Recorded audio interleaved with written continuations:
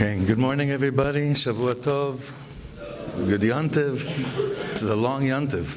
This is a great long Yantiv, Baruch Hashem. This is a big... where's Yuri? No, not Yuri. Oh, sorry, Hershey. Where's Hershey? Mitzitz min acharakim. No, it just fell off. It just fell.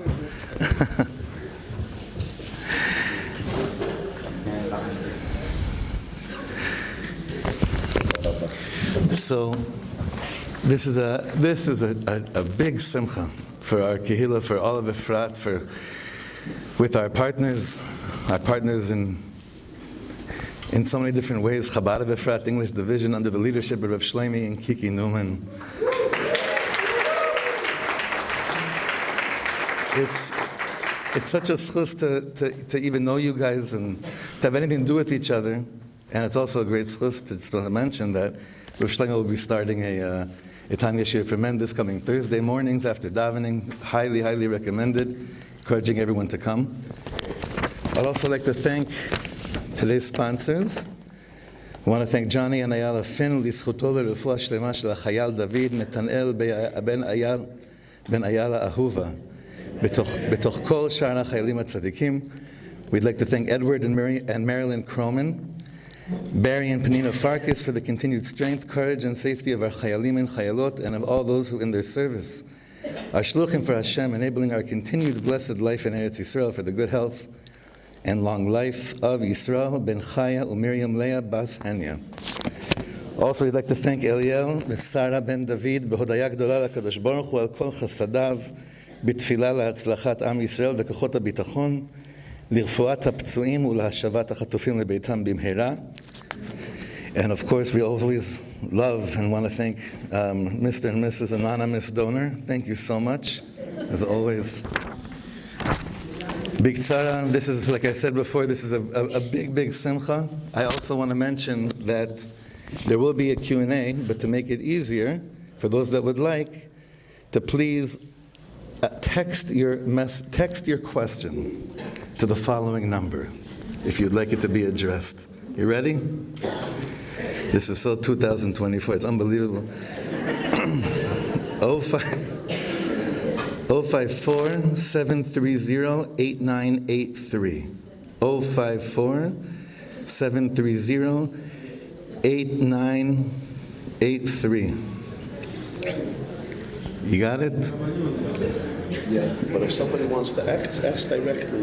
And even if you want to ask directly afterwards, Gam Ken Birshut Harav, that's okay. One more time, okay. 054-730. I feel like I'm announcing the winning number of a it's not Rabbi Jacobson's number, I'm just letting you know. 054-730-8983. Okay, Chevra, let's focus. Anyone that's went to Binyanei Ha'umah, that's been there the last few days, we've spoke about it over Shabbos. You walk and you see what's going on there, especially if you go to the Sfarim, to the Sfarim sale there. It's Haflev Afele. It's really overwhelming what's going on with the reach, with the spread, with the amount of Torah that is accessible to us. It's literally a mabul of Sfarim, a flood of Sfarim. But I just want to mention that there's a mabul of words that are not written necessarily in Sfarim, although they are a little bit. And that those words are not seen anywhere else besides Kosvei Maluach Libecha. They're on the words of our hearts. And I think I speak on behalf of all of us how much we're in such a desperate need of a mabul of nechama, of a mabul of hope, of tikva, of consolation. And Baruch Hashem, Rabbi Jacobson's tikva and nechama and ahava that has been spread more and more, because this is what our door needs, has reached the hearts, aluach libeinu, for so long, but especially extra dosage of it this last kufa. And for that I want to say in the name of everyone, thank you. Me'omek halev, and also give a bracha. Give a bracha for hischadshus hakochos, hischaskus hakochos, more and more and more, ad bias geol tzedek, b'korev b'meinu techef miad mamish. And on a personal note, when we speak about nechama, so sometimes when someone goes through a hard thing, so you make sure you pay shiva call and you say, you express your condolences and then you move weiter. I think that it was about, for 2 months, at least 2 or 3 months following my aunt's tragic death this last summer, every conversation I had with Rabbi Jacobson was him asking how I'm doing, how my mother's doing, how my family's doing. And it means so much to me and my family, and I thank you so much for that. Me'omek halev. B'chavod, Rabbi Jacobson.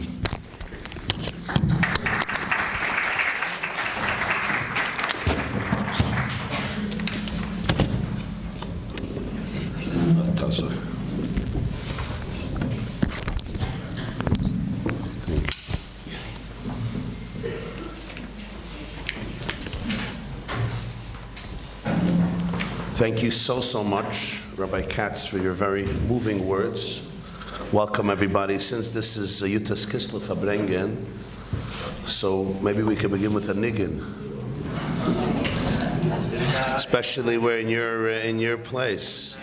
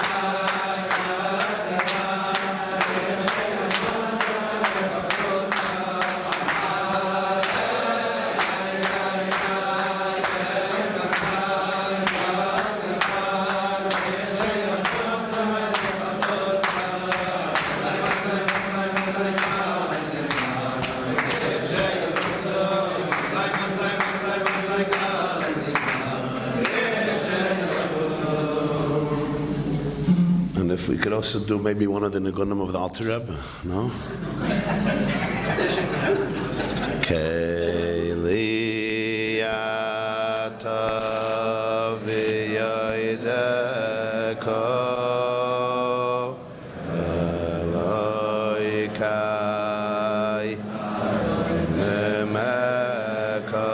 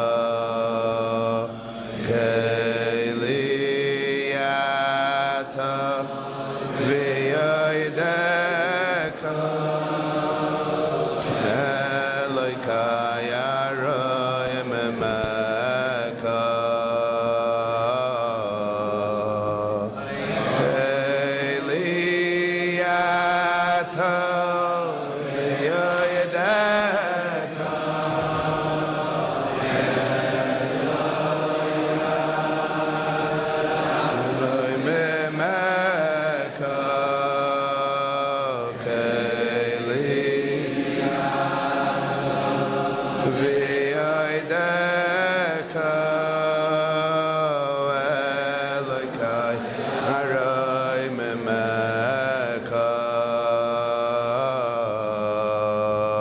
Oy Keli Ato Yoyedeko Yeloi Kai Roy Memeko Keli Ato Yoyedeko Yeloi Kai Roy Memeko Yediya Yedara Yedira Ba Yaba Ba Bam Ayaba Ba Ba Ya Yaba Yaba Ayaba Ba Yaba Ba Ba Yaba Ba Bam Ayaba Ba Ba Ya Ba Yaba Yaba Biriya ya baba ya baba baba ya baba bam ya baba baba ya ba ya baba ya baba ya baba baba ya baba bam ya baba baba ya ba ya yenam Yavino Malakawenu Yain Lavanu Mawavala Yain Lavata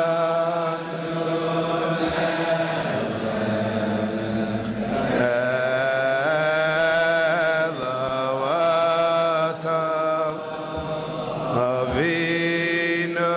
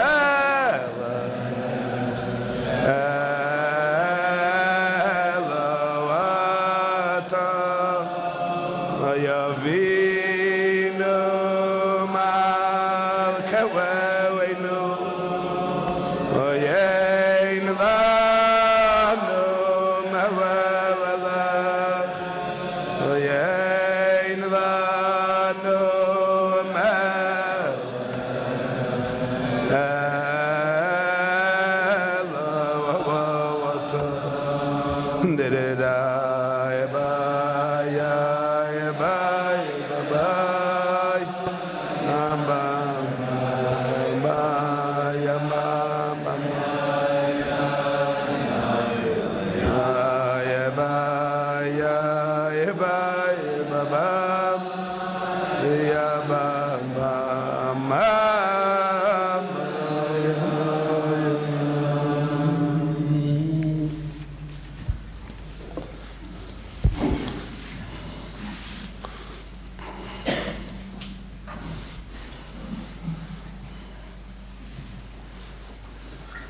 It's hard to be the follow-up after that niggun. I don't know how you top the Alter Rebbe's Avinu Malkeinu exactly. I won't try. I'll just try to continue the frequency. Continue the frequency in words. They say that Reb Nachman of Breslov once said, what's the difference between giving a speech and singing a song? So he said, if I'm giving a speech and somebody starts talking in the middle of my words, we call it in English an interruption. In Hebrew, they call it normal. I mean, hafra'ah. Hafra'ah.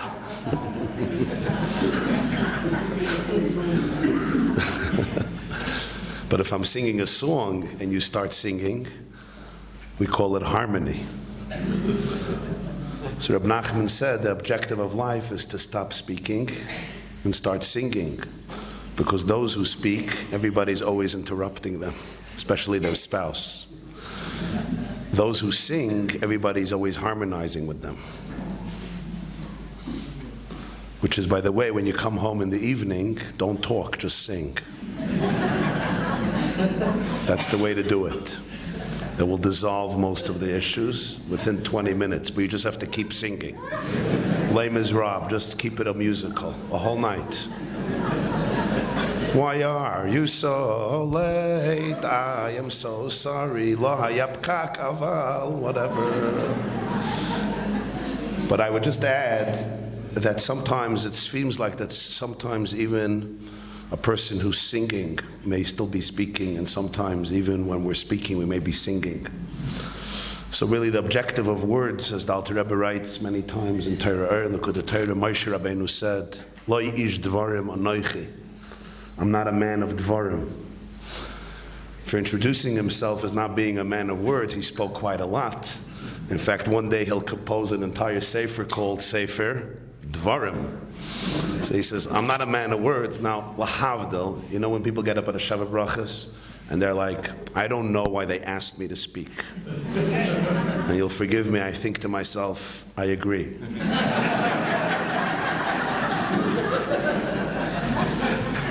But then he'll say, after all of the speeches that were given, like 24, I don't have anything to add. And I'm like, I agree. You could just say Mazel Tov and sit down. 45 minutes later, he's still not finished his notes. Apparently he has a lot to add.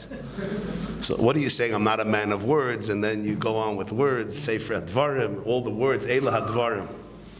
But the truth is, the Alter Rebbe says why Moshe couldn't speak, he wasn't a man of words, was not because he didn't have what to say, but because in the frequency of infinity, words always spoil, they dilute. They not only dilute, they contain energy which by definition can't be contained. Words are the greatest blessings. Take it from a man who speaks. Words are the greatest blessing, they're also the greatest curse. They're the greatest blessings, so that's how we communicate. Medaber. Vahiya adam lenefesh chaya leruach memalala, the Targum says. The definition of a living soul is a medaber, a communicative soul.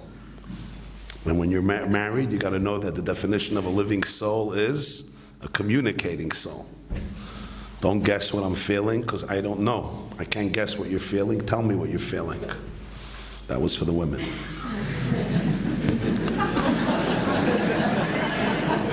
The men are not feeling, they're hungry. They're not feeling. They're tired. You'll have to get used to my humor over there in the back. Don't take me so seriously.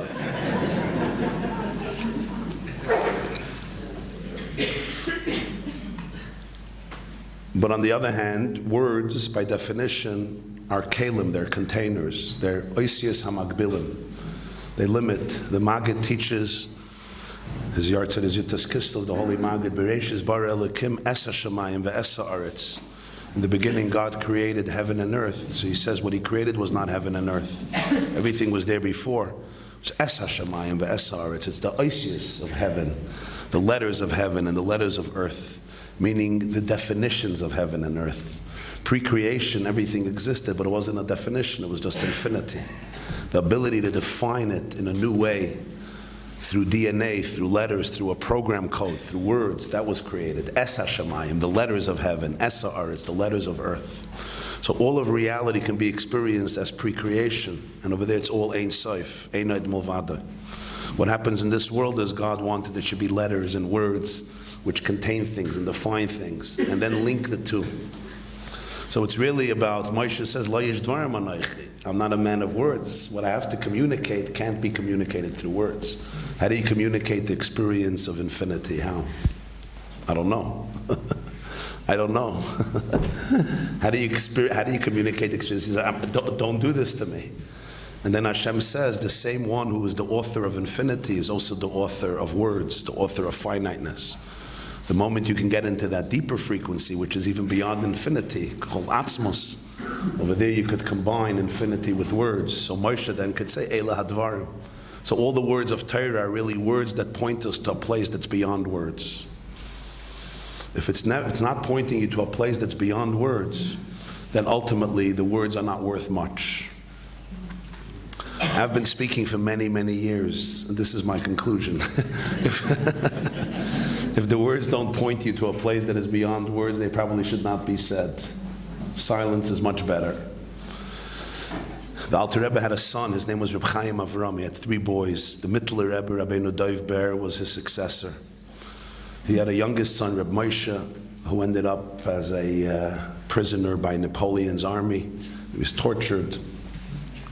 And they had a middle son, Reb Chaim Avram. Chaim Avram lived a long life, and he looked just like his father. And they used to ask him in his later years if he could share Torah, and he never wanted to.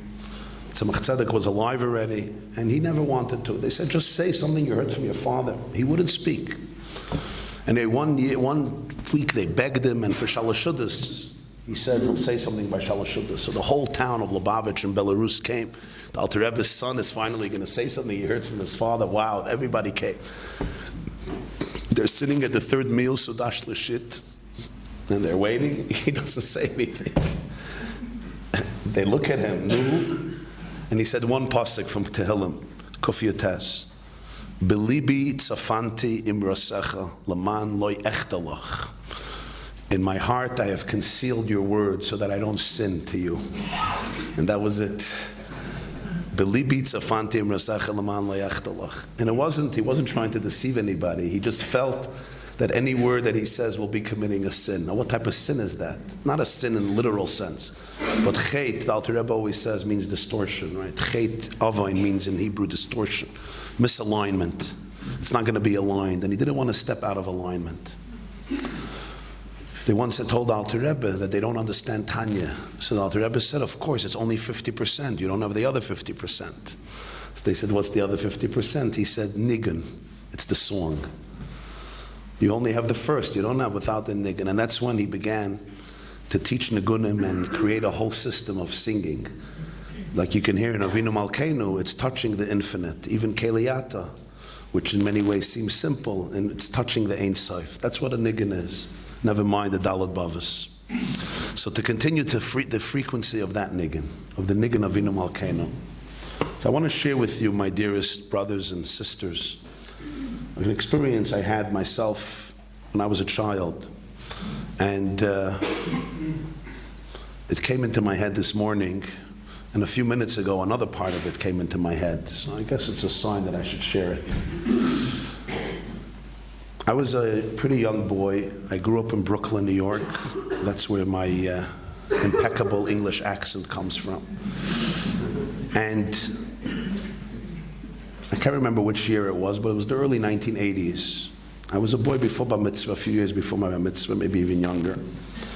And as you know, I grew up at the feet of the Rebbe, of the Lubavitcher Rebbe. And my father was a journalist, and he had a pretty close relationship with the Rebbe. And the Rebbe would give matzahs the night of Pesach, after Ma'ariv, to a few people who worked in his secretariat and in his home. Just like 10, 15 people. He would give them matzah like a participation in their Seder. And my father, due to his relationship with the Rebbe, was also invited to come in. So as a child, I would try to tag along for a very unique experience. By the Rebbe, every Yom Tov, you could see on his face the energy of that holiday. So Pesach, you looked at his face, you could see what liberation looked like. Rosh Hashanah, you saw what Tamlichuni Aleichem, the coronation of Hashem. Yom Kippur, Yechidush Benefesh. Sukkah is Mansam Chaseinu. Every Yom Tov. And so it was Pesach night, right after Ma'ariv. They say Hallel by the Chassidim. So after Hallel, he went into what's called by Chassidim Gan Eden Atachten, the corridor before the Rebbe's room, already by the Alter Rebbe, they used to call Gan Eden Atachten. The room itself, they used to call Gan Eden Ha'elyon, the higher Gan Eden. He was standing there, and there was 10, 15 people. It was most of the Gaboyim, Meshemeshim, people who lived in the house, worked in the office. And I was there with my father as well. The Rebbe had a custom, the adults, he would give a whole matzah. The children, he always gave a piece of a matzah. So he always did it. And it's never a problem in a pound of matzah. It's not a problem to find broken pieces of matzah. It's usually a problem to find a whole matzah, right? So it was never an issue. It was always broken pieces. Prusot as they're called. And it came my turn. It was after I remember he opened his door. His face was glowing mamish like a malach Elokim. So a simcha, a liberation. It was a very, very special, intimate, spiritual. It was a spiritual radiance that I could experience in my body. And I went by, and the Rebbe was standing right there. It was just me and him at his door. And he takes a look at this. He had this brown bag, a pound or two of matzah. I guess you always just saw a bunch of broken pieces, like by everybody's pound of matzah. And he looked, there was a whole matzah. So he picked up the matzah to find the broken piece, and the second matzah was also whole. Wow. He went to the third matzah, it was also whole. And he starts picking up matzah after matzah. I don't know how that miracle happened, my mazel. But every matzah in that pound was a whole matzah. There was no broken piece. I actually never saw such a thing, not before, not after. And my hunch is that even the Rebbe was surprised. How do I know? Because when he finished, he took both of his hands, he took the entire pound of matzah, and he turned it over like this, and he started to go down again to find the broken piece of matzah. Like I think he was certainly that the pony is hiding somewhere. You know, there's somewhere a broken piece. So he turned the whole thing over, and it took some time, you know, and I was just standing there, and my thought was, just give me a whole matzah. If you don't tell, I won't tell. I won't get anybody jealous. I'm not going to, flaunt it to anybody. I got a whole matzah. Just give me a whole matzah. Come on. We don't have to make a whole commotion here. I didn't say it. I was just, this was just my instinctive animal thought, experience, flow of consciousness. And he finished going down the whole thing. Again, there was no broken matzah. And I could see what seemed to me as a little kid that the Rebbe was like thinking what to do. He obviously did not feel comfortable breaking a matzah, which I understood. By yachatz, you break a matzah because that's what the Seder says. But just to take a matzah and break it, I guess he didn't feel comfortable doing it. And I saw he started to step away into his room to go find another box of matzah and find, the winner, find the broken matzah for yours truly. And he started to step away, but then he came right back. I guess the Rebbe decided for whatever not to do that. And he came back to this pound of matzah, and he looked a little hesitantly, and he picked up the first matzah. He went to the second matzah. I'm not sure why he took it. He broke it. He broke it in front of me. He gave me the broken piece, looked me in my eyes and said, "Akasher und afreilichen Pesach." And I took my matzah, and I went home. Then was my father, and we went to our Seder at home. I didn't remember this story. I mean, I remember the story, but I didn't think of it much. But years later, many, many years later, I don't know why, I was experiencing some difficult and hard times. And the experience just came into my head. It was like a gilui, like a revelation that came into my head. And I started to think, what was the reason that the Rebbe wouldn't give me a whole matzah? It was only whole matzahs. Why did he give me a broken matzah? Maybe it was to teach me that you're a machzis hashekel, always be part of a whole matzah. Maybe it was a blessing for my wife, my second half. If I would consider myself a whole matzah, that wouldn't work. It's the machzis hashekel that allows you to connect to another half. And maybe that's true. But then I thought perhaps there was also a profound message and maybe even a shlichus, a mission. At least that's how I took it. And that is, the Rebbe was saying, don't be afraid of broken places, and don't be afraid of broken situations, and don't be afraid of broken people.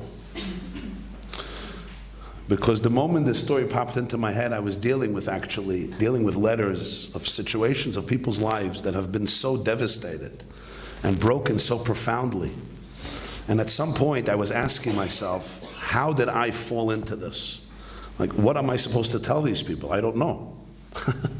I don't have prophetic knowledge or some otherworldly insight to be able to guide them. I don't know. And there's so much despair that can take over. There's so much desperation, so much melancholy, so much sadness when you learn about the pain that people have gone through or are going through. All forms of pain, but the common denominator is pain that breaks, pain that shatters hearts, shatters souls, and sometimes creates an impact that even the person themselves doesn't know about. And that's when the story came in, and I realized the Rebbe was saying, I'm not going to give you a whole matzah. I want you to realize that you need to be able to create space for broken matzahs and for broken people, and not turn away, not be afraid of it, to be able to look at it, to be able to remain present with empathy, with compassion, not to divert your eyes because it's uncomfortable. Because really, nobody has anything to say. Lo yish dvarim anochi. There's no words that can match the levels of pain that people experience, the levels of grief, especially during the last year in this country, in Eretz Yisrael. The only thing one can do is presence. Presence does match the frequency of pain. Because presence is the presence of soul, it's the presence of love, it's the presence of life. Real presence is Gilui Elokut. Real presence is a revelation of the divine. That's what presence means. Because what is presence? Presence is vulnerability. The Baal Shem Tov says that Hashem recreates the world every moment. So presence means that I'm here right now in this moment of creation. What's going to happen the next moment? I don't know. Which is why it's so hard to be present, because it's the ultimate vulnerability. It's much easier to live in my mind and control what's going to happen the next minute. And then I could already prepare my response. Right? I can come into a room and I prepare for it. Mentally, we prepare, but it's a form of control. Real presence, when you're sitting with your husband in a room or with your wife in a room, you're sitting with a friend in a room, you're sitting with your child in a room, you're sitting with yourself in the room. What does presence look like? Presence looks like that no hijackers control any part of my mind. I'm fully here with my heartbeat and my energy, and I don't know what's going to be. I really don't. I'm purely vulnerable. But at that moment, I'm a channel for creation that happens right here, right now. The next moment, I just breathe again, and I'm here again, right here, right now. That's a very, very vulnerable experience, but that's the only experience in which we channel the actual divine energy in the room. And that has some very mystical power to be able to contain space for somebody who's experiencing very profound pain. I can't tell you how much that comforted me. The ability not to be able to fix anything, just to be able to not be afraid of a broken matzah. Not be afraid of a broken matzah. Not try to minimize it, challenge it, explain it, rationalize it, give some smart aleck response, find some philosophical, interesting. It's like irrelevant. I remember I was once invited for a kumsitz for yeshiva boys who went to a yeshiva that was for children who had a certain, it was very difficult for them in what you would call, mainstream yeshivas. I don't know if there's such a thing anymore, but what they used to call mainstream yeshivas. And they had this special yeshiva for them, and they were doing a kumsitz near my house. So the guy asked me if I could come over. So they were sitting with guitars and drums and violins and playing beautiful music, and there was a fire pit, and they were roasting hot dogs. and marshmallows and chicken wings. And they were singing a nice song. I still remember they were doing Leman Achai V'Reyai, Leman Achai V'Reyai. And I'm sitting at the fire singing with them. And a boy comes over to me, sits down right near me. And in the middle of the song, he says, Rabbi, why did my mother die? I didn't know his name. I didn't know that his mother died. I mean, I knew he had a mother because everybody has a mother, but I didn't know who he was. I didn't know that his mother died. I said, I am so sorry. When did she pass away? He's 10 years ago. Why? Why did she die? I'm like, I don't know. What happened? So he tells me his mother had 11 children. He was one of the oldest. And she had cancer and she died. I loved my mother. Why did she die? Why did she die? Now he was 21 or 22, and this was when he was 11. He lost his mother when he was 11, and he was one of the older kids. And I looked at him and I said, I'm so sorry, but I don't know. And we continued to sing. And at some point, he looks at me and he says, so you don't have a reason? You don't have a reason? I'm like, I really don't. All I could say is, I'm so sorry. And maybe I could put my hand on you. He says, sure. And so I put my hand on him and we're just singing, Lama, and I see he starts crying. And then he looks at me and he says, you know, Rabbi, why? I was waiting for this answer 10 years. I'm like, what were you waiting for? What did I tell you? I didn't tell you anything. And he tells me, after my mother died, I was so devastated. I asked my father to help me. So my father took me to a bunch of people, experts on theology. And I asked them all the question. Everybody gave an answer. Everybody had an explanation. This one knew about Gilgulim. This one knew about this tikkun, that tikkun, yenish tikkun, whatever. Everybody had an answer. And he says, and the more they gave me answers, the more I got angry and furious. And I just detached from them. And he said, finally, I was waiting 10 years. You looked at me and you said, I don't know. And I asked him, why was that so meaningful to you? And he said, because when people give answers, they delegitimize the experience. Could you just stay present with the experience? And I understood what he said. Even if people mean well, the explanations and the answers, what they do is, they put it in a context of intellect, which doesn't match up with the depth of the grief, the depth of the pain. When somebody says, I don't know, it's not just ignorance, I don't know. It's paying tribute to the intensity of the experience. It's paying tribute to the profundity of what people are going through without the need to sugarcoat it, to be able to see the reality for what it is, and just to be able to hold on to the broken matzah. But then recently, and actually somebody suggested this to me, I realized that there was something deeper in the story. The Rebbe didn't just give me a broken matzah, he broke the matzah. In fact, there was no broken matzah to give.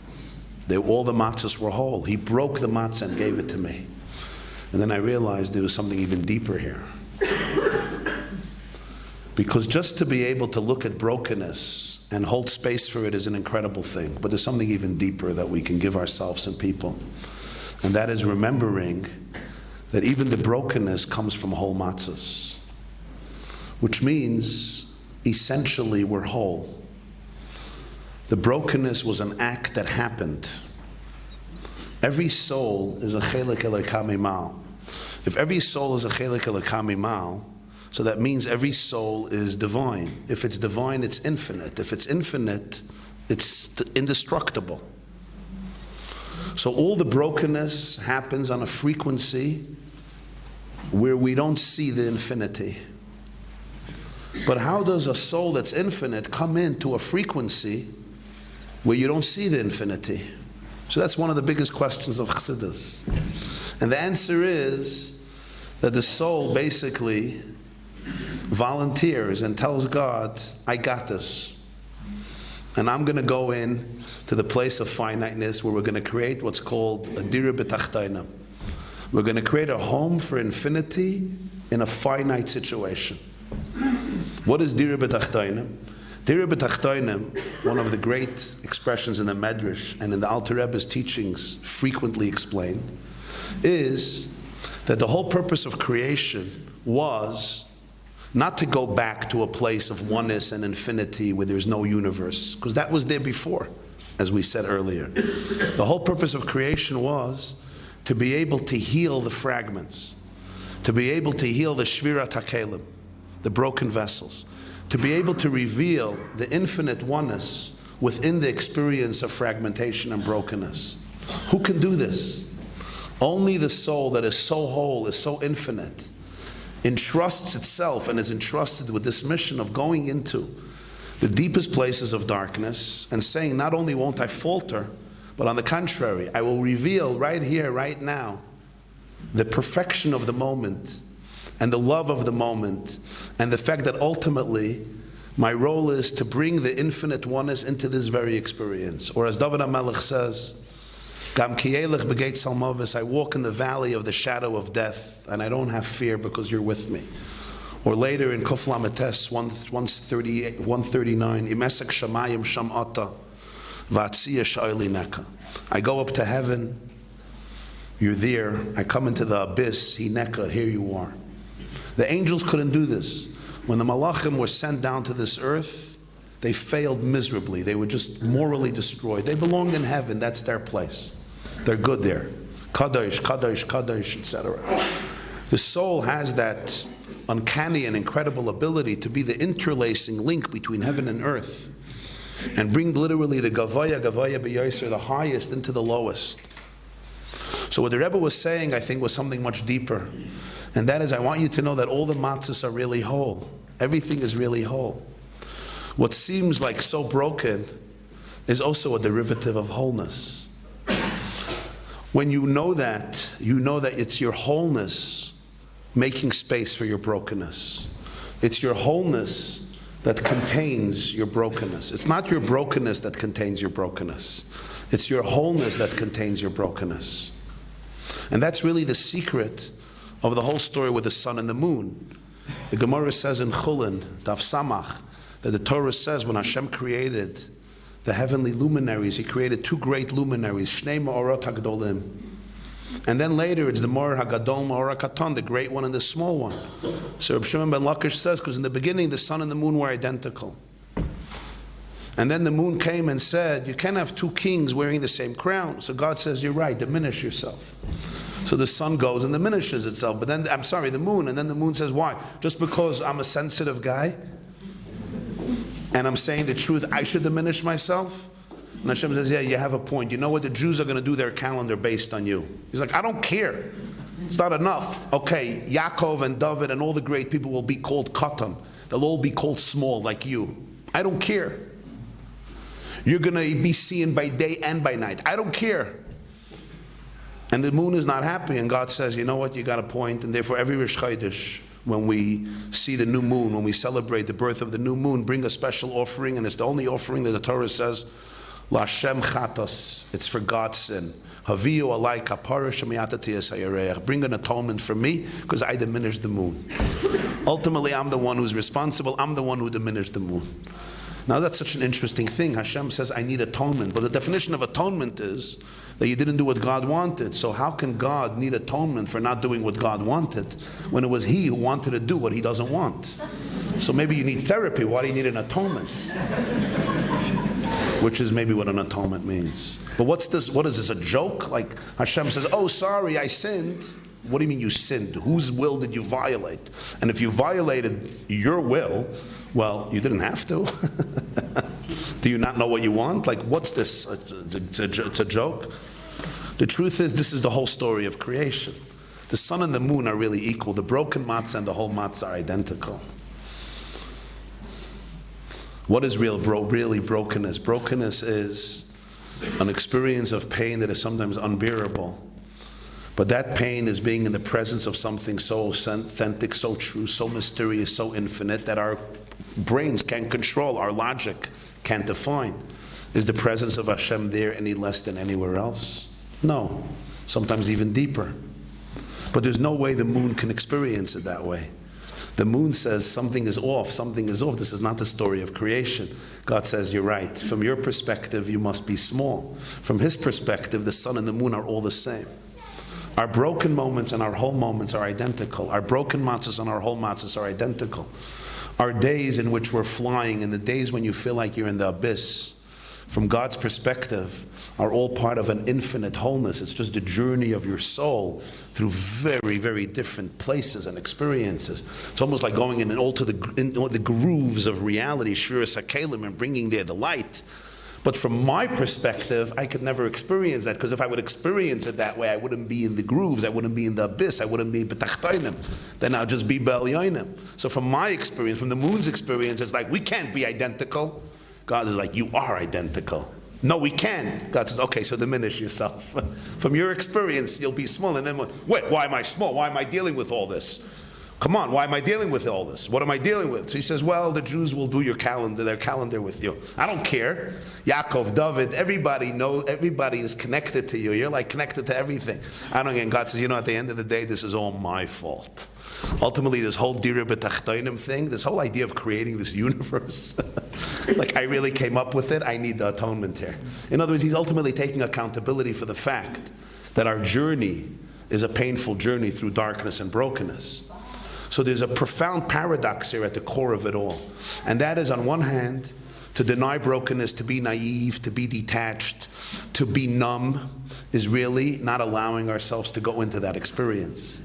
On the other hand, to go into that experience is so powerful. The gravitational pull of pain is so deep that I could be pulled right into my darkness.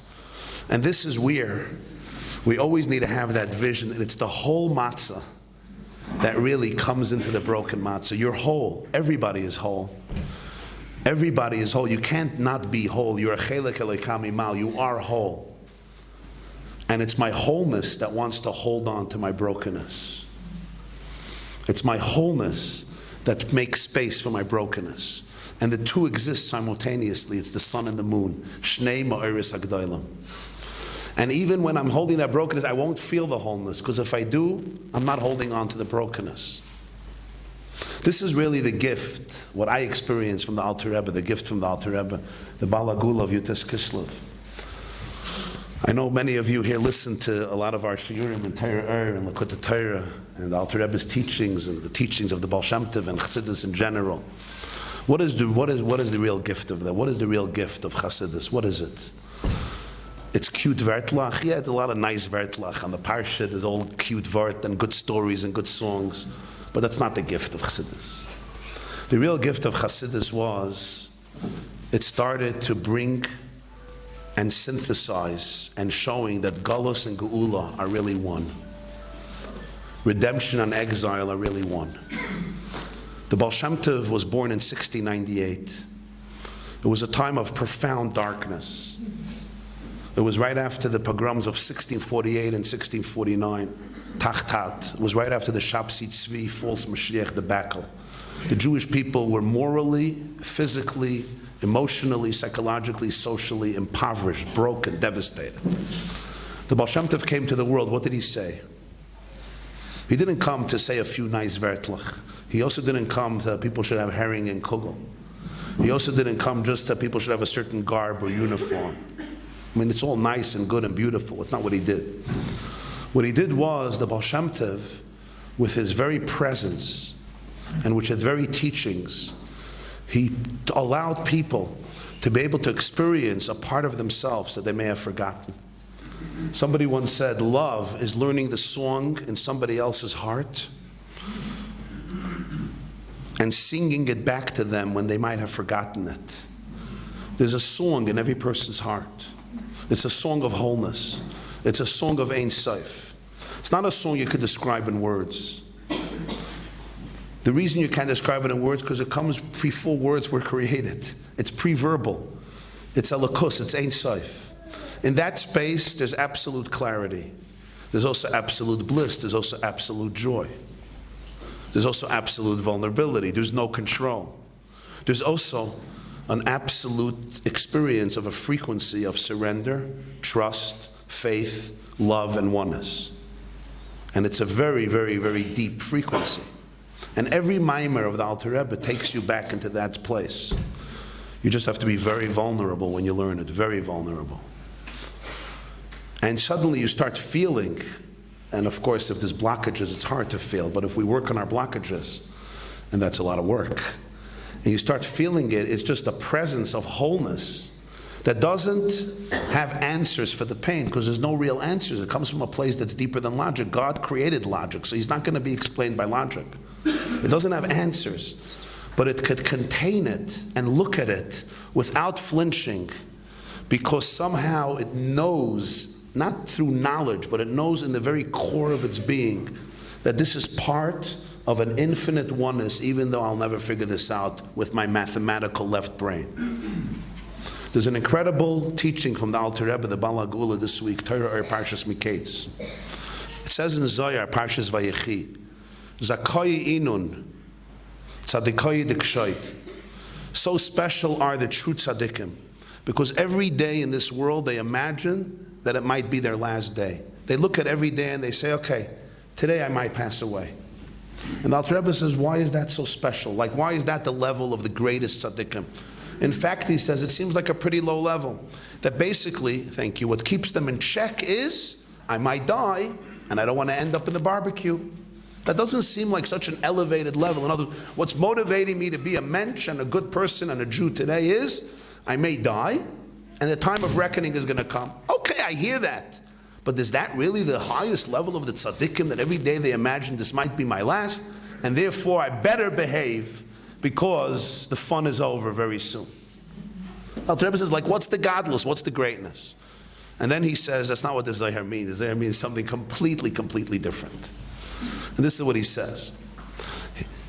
It says in Gemara, when a soul goes from this world to the next world, it has to go through what's called Nahar Dinur. Nahar Dinur is a river made of fire. What does that mean, a river made of fire? So it's a spiritual, it's a metaphor. So the Chazal say, and the Zohar says, that the soul can't experience any of the bliss of the next world as long as it still has memories from this world. And the reason is because the bliss of a neshama beyond a guf is so infinite that if there's anything blocking it, it can't experience it fully. So the soul needs to free itself up, not only from toxicity, but even from memories that keep it gravitationally. They pull it down and they don't allow it to experience the full splendor of Ein Sof. So therefore, when the soul leaves this world, it goes through a whole journey and a process to be able to, so to speak, clean it up and bring it back to its pristine infinity, oneness. So now it could be subsumed in the infinite bliss for eternity without any distractions. That's what the idea of cleaning the soul, the idea of Gehenim, the idea of Nahar Dinur. It's not punishments in the sense like I'll get you back. It's rather the cleaning that the soul can experience the full splendor of infinity. So the Alter Rebbe says this is what the Zohar means. The tzaddik thinks to himself, today might be my last day, I got it. What happens then? In order to go to Gan Eden, I need to forget everything. Because as long as I remember some stuff, I'm still holding on to stuff. And as long as I'm holding on to stuff, how can I experience infinity? Stuff is the opposite of infinity. Stuff is like stuff. So I got to let go of all stuff, which is hard. Who wants to let go of anything? We don't like to let go because that's our form of control. I hold on to everything. So the tzaddik thinks, but if I want to go to Gan Eden, I won't be able to because I'm stuck in stuff. And every thought is a universe. So that's why the soul goes to the Har Dinur and lets go of everything, and then it can go in Gan Eden. And then he says, but what's Gan Eden? Gan Eden, the Gemara says, is Ziv HaShechina. It's the radiance of the Shechina. It's like the ray of the sun. But one second, what is Torah, mitzvahs, and tefillah? Torah, mitzvahs, and tefillah is atzmos. It's Hashem's essence. So he says, this is what the tzaddik thinks. If to go into Gan Eden, which is only the radiance of the Shechina, I have to let go of everything in order to be able to experience Ziv HaShechina. What do I need to do in order to be able to experience a davening? What do I need to do in order to be able to experience Torah that I'm learning? What do I need to do in order to be able to experience a mitzvah, which is not a ray of the Shechina, it's the essence of the Shechina? How much do I have to let go of everything? Everything. So this is what allows them to live life to the fullest. This is what allows them to suck the marrow out of life today. This is what allows them that wherever they are, they're present in their full glory because they let go of everything. That's what it means they imagine every day to be last. It's not this pessimism, I'm about to die in a few minutes. Like Drew, I'm having a stroke, I had a stroke, I'm in the middle of a heart attack. My head hurts, my back hurts, my neck hurts. That's why we have the doctor right here in the front row. But the bottom line is, it's much deeper. It's not like I'm pessimistic with this sense of despair and doom. Khalila. That's not a way to live. It's a much deeper idea. It's the idea that they imagine, if this would be Mama's the last day and I want to touch Gan Eden, what am I going to hold? I'm going to be holding on to things. I'm going to be holding on to this worry, to this anxiety, to what you think of me, what he thinks of me, what she thinks of me, to this grudge, to that pain, this pain, that pain. I hold on to things only because I don't know who I am. I don't know that vulnerability and infinity is the only natural frequency anybody wants to be in. When we don't know who we are, we create substitutes with all other types of stuff simply as a survival mechanism. And essentially what you could say then is as follows. The whole Hasidus came to teach Jews who were then living in Eastern Europe what it means to be in Eretz Yisrael on a spiritual level. What is Eretz Yisrael? What is the Holy Land? The land where Hashem's eyes are from the beginning of the year till the end of the year. The land of Kedusha, the land of holiness. The land of intense holiness. And the Baal Shem Tov and the Alter Rebbe, who never made it to Eretz Yisrael physically, what were they really teaching? Like the Baal Shem Tov used to say, Ein Geula Ela B'das, Ein Galus Ela B'das. Exile and redemption are states of mind, they're states of consciousness. For the Baal Shem Tov, this wasn't words. This was very, very real. There's that famous story of one of his great Hasidim. His name was Reb Wolf Kitzes. Reb Wolf Kitzes really wanted to go to Eretz Yisrael. The Baal Shem Tov didn't think every soul has its shlichus. You have to know what God wants from you. And the Baal Shem Tov felt that that was not his place. But he really wanted to go. So the Baal Shem Tov told him no, and he asked again, and the Baal Shem Tov every time said no. And then he decided he's just going. He couldn't hold back. His love to Eretz Yisrael was too deep. So what happens? He starts the journey. And as he leaves the shtetl, who does he meet? The Baal Shem Tov. And his wagon is filled with suitcases. I don't know how many suitcases, but whatever it was. And the Baal Shem Tov sees him. What's going on? So, he says the truth. You don't lie to your Rebbe. So the Baal Shem Tov says, okay, but last Shabbos stay with me. Okay? Can't refuse that. The Baal Shem Tov says, it's Erev Shabbos, it's Friday afternoon. Come to the mikveh with me. This was a unique offer, the Baal Shem Tov asking him to come to the mikveh. Baal Shem Tov went to the mikveh, and then Reb Wolf goes into the mikveh, and in the mikveh he has a vision. And in the vision he traveled to Eretz Yisrael. And he went to Eretz Yisrael, and he's so excited, and he comes into the border of Eretz Yisrael, and he sees somebody, and he says, where's Yerushalayim? And they point, and he gets on the donkey, goes to Yerushalayim. And where's the Harabayas? They point. Donkey takes him to Harabayas. And where's the Makam HaMikdash? Where's the place of the Mikdash? They point. This is all in the mikveh. And he gets to the Harabayas, and he gets to the place of the Beis HaMikdash, and then he says, and where's the place of the Kodesh HaKadosh? And the person shows him, and he goes to the place of the Holy of Holies, and he goes in. And he sees the Aron. And he opens up the lid, the kapyrus on the Aron, and he sees it's empty. It's empty. Where are the luchas? The luchas are in Mezhebush. The luchas are in Mezhebush. That's what he saw in the mikveh. That's the story. What does this really mean? What this really means is I could live in Eretz Yisrael physically, but what do we say in Musaf? Galinu me'artzeinu. Even when I'm living in Eretz Yisrael, we were exiled. Right? The Imre Yemis of Ger, somebody wanted they should change the Nusach of Nachim on Tisha B'Av. Because what do we say in Nachim on Tisha B'Av? Take a look at Yerushalayim, it's desolate, it's destroyed, there's nothing here, right? And somebody says, come on, it's a nice city, take a look. A lot of construction going on where I am, they don't stop. The sun rises and construction begins. So not bad for a desolate, destroyed Yerushalayim. So somebody wanted to change Nachem. And the Imre Yemis says the guy is so clueless. Chazal weren't just talking about the physical Jerusalem. There's Yerushalayim Shel Mata, Yerushalayim Shel Maila. Yerushalayim Shel Mata is being built, but Yerushalayim Shel Maila is still pretty desolate. That's why Yerushalayim Shel Mata doesn't reflect, or Eretz Yisrael doesn't necessarily reflect its full glory, its full splendor. That's why for so many years, a lot of confusion and ambivalence in this country. A lot of confusion and ambivalence. I don't have to elaborate to this audience here. The consequences of not just ambivalence, of self-loathing and self-hate and self-shame and self-doubt, and having the inability to be able to declare to the world who we are and why we're here and what we're all about, etc. So what happens is, the Baal Shem Tov is teaching that the Luchos is a state of consciousness. Kodesh HaKadoshim lives physically in the Harabayas, but it lives spiritually, v'shachanti b'soichem, in the person. So the whole Chassidus wanted to give the Jewish people the taste of Eretz Yisrael, of Geula, in a visceral way, even when they weren't living there, because they couldn't live there. That's where Pinchas of Koretz, one of the great Hasidic masters, said that when the Baal Shem Tov was born, the Jewish people were in a comatose state. And when somebody's in a faint, one of the things you do is you whisper your name. You whisper his name into his ear to revive him. The Baal Shem Tov's name was Yisrael. So when the Jewish people were in a comatose state, Hashem whispered our name into us in the presence of the Baal Shem Tov. That's Yisrael.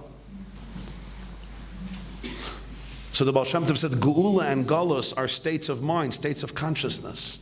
A person can be in a state of consciousness, of Geula. And what does that look like? The moment I tune in to that part of me that is always subsumed in infinity, that's what redemption looks like. And Geula, Geula are the same words. There's just an Aleph in Geula. It's the Aleph. It's the oneness in the Geula, in the exile, that makes Geula. It's the same circumstances of my life. It's not different circumstances. Geula, Geula. It's just the Aleph. So what the Baal Shem Tov was teaching was that always make space for the brokenness with your wholeness. And that's really the whole secret of Yosef HaTzadik. Yosef HaTzadik went to the lowest places. He felt the pain. He cried. Nobody cries in Tanakh as much as Yosef. Nobody. He's always crying. Every other meeting, he's crying. He's always crying. You can rely he's going to be crying. People look at Yosef like he didn't, he's punishing his brothers and all this. He must have been a tough kid. And maybe because of what he went through, all the trauma, he became tough and harsh and hard, and he closed his heart. But that person doesn't cry constantly. Yosef's tears don't dry up. He's feeling everything. He's vulnerable. He feels everything. So how does he not only survive but thrive to the point that when he meets his brothers and he reveals himself, Ani Yosef, he says, don't be depressed. Don't worry. I'm good. You didn't sell me. God sent me. The answer is he made space for his brokenness with his wholeness, with the shliach that was in him. What does it mean? L'michya shlachani, Hashem sent me. It means I wasn't sold, I was sent. If I'm sold, I'm just a passive victim. I'm a ping pong ball. Boom, boom, boom. So every morning I wake up, I have to ask myself a question. Was I sold or was I sent? The circumstances were the same. Yosef was sold. He wasn't sent, he was sold. Nobody asked him. He was thrown into a pit once, twice. And as they say in English, no good deed goes unpunished. There was no good deed that he did that didn't go unpunished. Whatever he did right, he was punished. He could have become the most cynical, bitter, depressed human being. What held him? What held him was not that he emotionally detached, which is what some people do with pain, and it makes sense. It's a very classic developmental trauma response. I shut down. I shut my heart. It's too much. Children do this all the time, and then when they grow up as adults, it's very hard for them to feel. They don't feel. Makes a lot of sense. If someone is putting a dagger into my chest, if I stop feeling, if my body becomes, if I detach from my body, my soul flies up, my body just remains a wax museum, Madame Tussauds experience, it's wonderful. You can do whatever you want. Some of these people are actually lauded as intellectually in control. They're not intellectually in control, they're just dead. It's a tragedy. It's a dead man walking, and it's torturous. Whoever shut down their heart knows how torturous it is, because the soul is alive. But it's the alternative. The alternative for the animal soul is death. We get it. Too much pain, shut down. Emotionally detached, freeze. It's called dorsal state. It's called it being in a, there's parasympathetic nervous state system, the sympathetic, and the dorsal. You're frozen. And frozen makes sense because in some situations, if you ever watch National Geographic or you go to jungles, one of the very brilliant things that gazelles or antelopes do when the cheetah is chasing them is they go into a place of freeze. They can't run away, so they freeze. They look dead. The cheetah looks at the gazelle. It's not a gazelle that I know. I'm scared, and leaves. The thing is that the gazelles afterwards shake for 30 seconds. They shake out the trauma and they go back to the herd.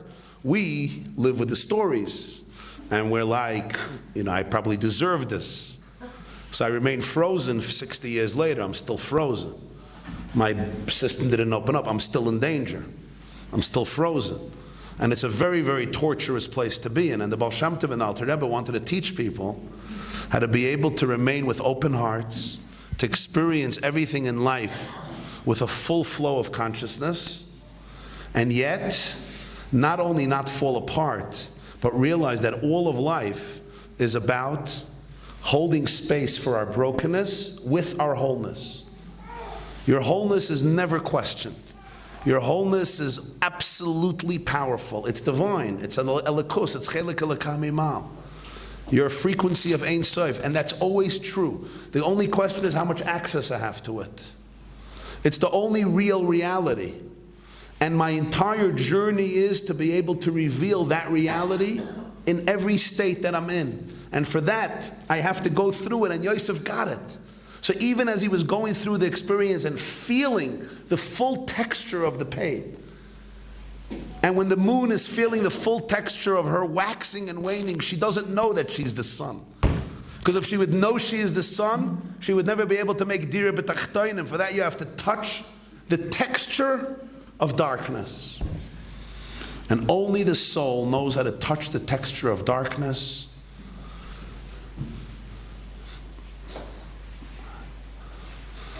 with its magical touch of infinite wholeness. Only a soul knows how to do that. And that's what the soul teaches all of reality. That's what the soul brings to this world. That's why only the soul can create this type of dira b'tachtoina. And because of that, Yosef not only prevailed, but his entire life, in many ways, from his perspective, was such a graceful blessing. He looked at himself, he says, I'm not a miserable, bitter victim. I'm on a shlichus. I'm on a mission. I got this text a little while ago. There was a boy, he's a student of mine, he was going into Lebanon. So before he went in, he sends me this WhatsApp. And he said, I'm about to go into Lebanon, I'm not going to have a phone. I'll hopefully reach out to you in a few weeks when I'm out of here. And he said, I'm going in with my friends. They were just listening they were learning Chassidus right before they went in. They were like listening to Shiurim. He said, I'm going in to restore and reclaim the glory of the Jewish people, the glory of the Torah, and the glory of God. And it was like almost like an echo from the Chashmonaim. Like I felt like I was living in this Hanukkah time. This kid tells me, I'm going in to restore the glory of the Jewish people, of the Torah, and of Elokei Yisrael. I'm like, wow, that was like B'mei Matisyahu ben Yochanan Kain Gadol Chashmonayu Yovanov. These are your kids, literally the Chashmonaim. Incredible. Shluchim, kilamichya shlachani elakim lefnechem. What's the power of shlichus, of shlichut? When that soldier, when it was June 6, 1944, if I can use the American example, went to Normandy, and he saw what was happening in Normandy. He didn't look at himself and say, wow, I'm such a loser. They punished me by sending me into this crazy, insane place. He said, no, I'm a good soldier who was sent to defeat the world from Hitler. That's what a shliach understands. He's not naive. He doesn't minimize reality. He doesn't dumb it down. She doesn't ignore it, dilute it, make believe it's not so bad or it's this. No. Yosef knew everything about everything. Simply means my soul's power is of such infinite magnitude. Because of that, it was sent into these spaces where nobody else was sent, in order to defeat an evil and a contamination and bring in a purity and an holiness that is unprecedented. You know, for a long time, people were critical somewhat of the youth of today. You know, they're spoiled, they're narcissistic, they're all entitled. Those who listen to my classes know that I always maintain that the opposite is true. But it's very popular, especially where I come from. You know, just give them mussar, tell them how spoiled they are and lazy. They should be like their parents and grandparents. Put one foot ahead. Everybody's busy with their emotions. But the truth is, people underestimate our generation. They underestimate the youth. The youth are yakar mikol yakar. They're more precious than anybody imagines. They're a generation of redemption. They're a generation that were born into an energy of geula, and therefore they're toxic. They are allergic, I should say, to a Judaism of galus. They're allergic to it. That's why people say, why don't they buy everything that we bought? Because they want to hear a Yiddishkeit of Mashiach, of Geula. And what's the Yiddishkeit of Geula? It's the Yiddishkeit of Einaid Mulvadai. It's a Yiddishkeit of pure synthesis, of complete oneness. It's a Yiddishkeit where there's no fragmentation between the soul and the body, between heaven and earth, between the outer and the inner. There's no fragmentation. There's no such a thing that you don't live what you are on every level. You know, that alienation, that fragmentation, it worked for many, many years and for many, many people. But it's not the energy of redemption. The energy of redemption is goyla, geula, everything becomes one. And in that sense, they are so empowered and they have such a sense of authenticity that is incredibly inspiring. Some weeks ago, I was giving a speech by me in Shul Shabbos, and there was a group from a yeshiva, and they call it the ADHD yeshiva on steroids. And this whole group came, and they were sitting there, like right in front of me. They came for some chufruf. And you know, let's put it this way, I'm not the shortest sermon giver in the universe.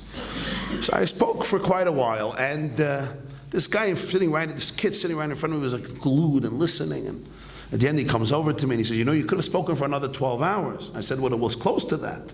He said, yeah, but it could have been another 12 hours. I'm like, I know you for many years. You're like the quintessential ADHD boy. Like, how did you sit here and you're listening? You want me to speak for another one? He says, no, people completely misunderstand me and my ilk. They think we don't know how to concentrate, we don't listen. No, they don't understand. When you don't hit the spot, we can't listen even for 13 seconds. We're done. When you hit the spot, he said, I could sit for 6 hours. And it was so true. When you don't hit the spot, I can't sit for 20 seconds. I can't. If you're touching the core, if you're touching Yechidah Shabbat, he says, I could sit here all day. People often underestimate the depth of a lot of our kids' souls, all of our kids' souls. And you've seen it the last year with so many of your children. You know, unsung heroes and sung heroes, mamash like the Chashmanayim. Such a resilience and such a power and such Mesiras Nefesh and such Avos Yisrael. Incredible, incredible. And I think, on behalf, of the Jewish people, I want to do a special salute to all the parents who raised such children and embodied them and empowered them.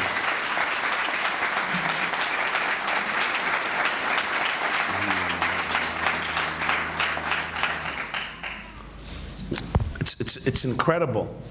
And I know that the pain, what some of you have gone through and are going through this year, because of all of the devastation and on so many different levels. I mean, even if not in your own, neighbors and friends and cousins and your own families, etc. And really, it's like in Hebrew there's a word mashber. Everybody knows what mashber means. Mashber means a mashber, a breakdown, shvira. But the word mashber in Hebrew is also isha yoshevet al hamashber, a woman sitting on a birthing stool. So the Baal Shem Tov used to say that every mashber is an opportunity for birth. It's always this birthing. Something is being birthed in Klal Yisrael now. Painful it is, but something is being birthed. There's a consciousness being birthed. And when we're being birthed, we need good midwives to be able to catch the new baby and to be able to soothe it and calm it. And that's why the Rebbe once said, what are the words we use for birthday? Yom Huledet. Yom Huledet, Yom Huledet. And it comes, of course, from Parshas Vayesh, Vayihi Bayoim Huledet et Pare. But it's a very strange expression. You know why? Because technically in Hebrew grammar, Huledet, it should have been the day of the birth of Pare. Vayihi Bayom Ledet Pare. Huledet, Rashi explains, is the day that a midwife helped Paro's mother give birth. It's like the day when Paro, we do birthday in English. In Hebrew, we do Yom Holedet, which means the day that the mother was caused and helped to give birth. It's so interesting. Reb Shimshon Raphael Hirsch writes that Paro was so paranoid about his ego, he didn't want anybody to remember that he was once an infant. So instead of talking about the fact that he was born, no, it's about the midwife who helped his mother do something. Interesting Rav Hirsch commentary. But the truth is, there's also a deeper element here. And that is, birthing doesn't happen on its own. It says by Shifra and Pua that they told Parai that the Jewish people are not like the Egyptians, right? In Ish Nashima Ivriya is Ki Chayos Heina. Rashi says they're like animals. They give birth themselves. They don't need midwives, so we couldn't kill the babies. But this was how they sold it to Parai. The idea is, as a baby comes out, it needs attachment, it needs dveikus. So we don't only talk about the fact that baby was born, we talk about the people involved in holding the baby and catching the baby and giving presents to the baby. In this time of birth, of mashber, you, the parents, and all of the Jewish people, especially in Eretz Yisrael, are like the midwives, to be able to catch this new baby that's being born, to be able to hold on to it, to be able to look at it, and to be able to see it, and to be able to give that gift to the entire Jewish nation. That's why Vayayehi B'Yom Huledet. That's the mashber. That's the mashber. And the beginning of Kapitel Nun Aleph in Tehillim is Lamnatzeach Mizmor LeDavid B'Voy Elav Nasan Hanavi Kasher Ba El Bat Sheva. This is a song of David when Nasan Hanavi came to him after he lived with Bathsheba, and Nasan really gave him a piece of his mind.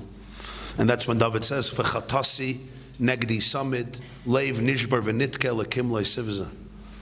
So the masters, the Hasidic masters say, what's this clumsy expression? Lamnatzeach mizmor LeDavid, bevoy elav nasan hanavi, kasher ba el Bathsheba. This is the song of David when Nasan Hanavi came to him, when he had intimacy with Bathsheba. It's like, bevoy elav kasher ba.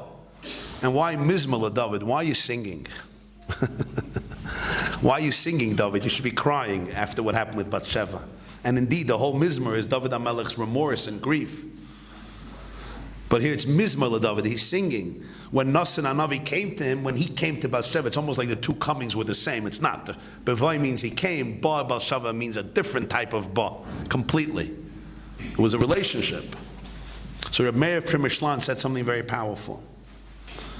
Bevoye love Nasan Hanavi kasher ba el Bathsheba. Nasan Hanavi came to HaMelech exactly the same way in which he came to Bathsheba. David HaMelech's relation with Bathsheba was done because of he felt so excited about Bathsheba. So this was his joy, this was his simcha. When Nasan Hanavi comes to David to give him rebuke, he's explaining to him, the only way you'll be able to heal what happened is if you do it with the same joy that you did everything with Bathsheba. So Lamnatzeich Mizmor LeDavid Bevoye Lav Nasan Hanavi Kasher Ba, the same way Ba Bathsheba. When somebody makes a mistake with a lot of passion, but their repentance is done with gloom and despair and guilt and shame, they're never really healing the core of it. They're just feeling guilty and shame, which is the frequency of the Yetzer Hara usually. It's only when they could heal it with joy, with the same passion. In other words, they realize their wholeness and they heal their brokenness with their wholeness. That's when it's really, really very powerful. So whenever we go in, so here is what it's about. There's really two approaches. One is that only speaks about wholeness, and then there's one that speaks about brokenness. One is everything is whole and good, and people Hashgacha Pratis, everything is good. I'm just smiling all day. And sometimes you just feel there's something inauthentic, or I lose a part of my soul, like I amputate my emotions. And then there's those who wallow in a lot of grief, which is also very, very normal. It's human. I think the great gift of the Alter Rebbe was, in every Maimer, and the whole Tanya, it's always like living in these two frequencies of the sun and the moon, and knowing really, really they're one. But till the moment Mashiach comes, we can't feel that oneness, and appreciating that. So on one hand, it's always knowing that there's a frequency of wholeness you're connected to. And nothing can ever take anybody away from that. The only thing that can take me away from it is my own state of mind. The luchas are in Mezhebush. Ein geula ela bedas. The Alter Rebbe says in Tanya Perek Memazayim 47, when I choose to live in oneness, I live in oneness. It's my choice. When I choose. I grew up, and for many, many years I had nightmares, constant nightmares about the Holocaust. I still don't know why. I don't know why. Maybe I read a lot about it. Maybe there's mystical reasons. I'm not a superstitious guy, but maybe there's other reasons. I don't know. But always had dreams about the Holocaust, constantly, till today. I'm back to 1942. I've been, I don't know in how many camps in my dreams. And it's pretty disturbing because I wake up and I don't know that it was a dream. It takes me a few seconds. And I'm like, OMG, like not oh my Google. There was no Google in 1941. So, and it was hard. I'm a sensitive person, and even a few nights ago I had one, whatever. It's interesting. And at some point I realized, somebody helped me realize this, one of the mentors of mine. I realized that as a result of that, there was an experience very deep in my brain that at the core of the universe, there's this evil that is so powerful, and it was causing all of these dreams and all of these nightmares, all of this dread. And I realized that at a core consciousness, my animal consciousness, there's a belief that there's like Chas v'Shalom Hitler, like an evil at the core of the universe. And then this person said, look in Tanya chapter 47. The Alter Rebbe says, it's totally beratzon. You have to want to say that I'm going to live in a state of oneness. What does it mean? I want to say I'm going to live in a state of oneness. It's a vulnerable choice to say that at the core of reality is pure goodness and Ein Sof, and we're all part of it. And it never ever changes. And in that sense, in that space, everything is part of that. It's as perfect as can be. And then realizing that the soul took the whole matzah and broke it and went into a place of brokenness where nobody can see any of this, or at least it's hard to see it. And it looks like controlled by all other crazy, different, insane type of forces. And it's our work is to make that achdus and realize there was a shlichus there. I was sent from a place of wholeness to a place of fragmentation, and constantly be able to hold space for both with full presence of a heart shattered and a deeper heart that's completely whole without minimizing anything. And then I don't have to be afraid of it, and I don't understand it, and I can grieve, I could cry, but my heart stays open, and I can also sing, and I can dance, and I can celebrate. And you'll ask, and how do the two come together? And the answer is, I don't know. I don't know. I don't have to know. Knowledge is a very, very limited tool of experiencing reality. People who live their lives through their brain, it's like eating cake with your brain. You don't eat cheesecake or babka or hot cinnamon bun with your brain. It's like, think about the cinnamon bun. It's not going to cut it. I need to feel it and eat it is the best thing. I mean a healthy cinnamon bun without sugar, without cholesterol, without carbs, without poison, without toxicity, no wheat, chas v'shalom. It's a cinnamon bun made out of kale. And there's a few nitzitzes of cinnamon there, just zeichel l'churban. But you can't experience music with your eyes. You can't experience life with your brain. It's a terrible, horrible way that Ashkenazim thought they can experience life. For those of us who come from the glorious Ashkenazic descent, it doesn't cut it. The brain is a divine gift to be used for brainy stuff. Like if you have to figure out a taisvis with your brain, so be it. Use it. We all love it. It's a gift. But to experience life with your brain, bismashiga? Yeah, it's like watching your child's wedding on Zoom, you know? Yeah, you don't do that. You see everything. It's like under a chuppah, you know, the chassan taking pictures, selfies with the kala under the chuppah. So we have memories. Excuse me. The brain doesn't have to understand. And that's also what Alter Rebbe and the Baal Shem Tov taught. Lo yesh dvarim anochi. When you go into the place where the brain doesn't have to understand, you're free. Vayanas vayetze hachutza. You could fly. The brain is a tool. It's an amazing tool, but it's just one tool. Kulam bechachma asisa. The Alter Rebbe says chachma is like asiya. Don't take it so seriously. It's important. It's like asiya. Once I go above there, I could just breathe. I could experience life. And in that experience of life, there's so much wholeness. And there's so much brokenness. If you look at Jewish history today, I think it's the greatest testimony to this. You know, on one hand, we have so much to be grateful for. You know, we've come such a long way. On the other hand, there's so much brokenness and so much grief. And what really breaks the hearts of so many of us is we realize in which era it happened. You know, nobody gave Hitler Poland. Nobody gave Hitler Lithuania, Ukraine. Nobody gave Hitler Europe. He conquered them. I mean, Chamberlain gave him Czechoslovakia and said we have peace in our time. But no Jews gave him these countries. This war, it was places that were given to the enemy by Jews. You know, Gaza was given to them. Lebanon was given to them. The PA was resurrected by the Jewish people. So that's the pain. You know, people ask, the Rebbe said 30 years ago, it's the time of Geula. This is what the time of Geula looks like. But the truth is that our generation, pro-Holocaust, saw credible miracles. God told the Jewish people, here is Eretz Yisrael, here is Yerushalayim, here is Hebron, here is Beis Lechem, here is Eretz Yisrael, it's yours, it's yours.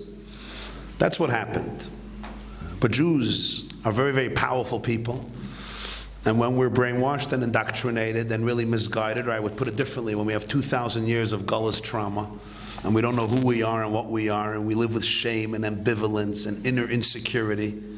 Like the Rebbe used to say, the greatest gullus is the gullus to the Keil Zara Asher B'ker B'cha, the gullus to the Yetzer Hara inside of yourself, when you don't know who you are, and instead of being full of joy and conviction and dignity, and then the world really respects you. Instead, you're busy appeasing and appeasing and appeasing and sending your neck out for the shechita, and they hate you even more and embarrass you even more and denigrate you even more. Like Churchill once said, appeasement is feeding the crocodile in the hope that you will be eaten last. That's what appeasement is. You feed the crocodile. When Jews are so confused, don't know the difference between a friend and an enemy. They don't know a difference between somebody who wants to kill their children, somebody who wants to protect their children. It's such a horrific confusion. You see what Gullus did to the Jewish brain, how it distorted it, how it traumatized it so much. But it's also true individually when we live with that inner shame and we don't know who we are. You know, we mirror that. People can't be afraid of their light.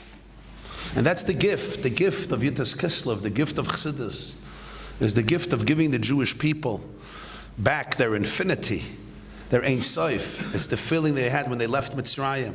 They stood by Har Sinai, when they built the first Beis HaMikdash, when they lit the menorah for 8 days, they saw the menorah burning for 8 days, etc. It wasn't just things that happened, it was a state of consciousness, it was a frequency they tuned into. And that the Baal Shem Tov taught, I can tune into every day. If I really want. But wanting doesn't just mean I want. Wanting means I have the courage to be able to know the difference between my defense mechanisms and my divinity, my coping mechanisms and my divinity. The places in me that create blockages and have all these belief systems about the world that are horrible, and I make space for it because it's part of my brokenness, and then I tune into the frequency of my deepest soul, where Einaid Milvadai, and there's so much love. And I want to say, and then we'll go to questions, I think the Shloimele once said, the Shloimele Kalbach, he'll give me the date when he said it.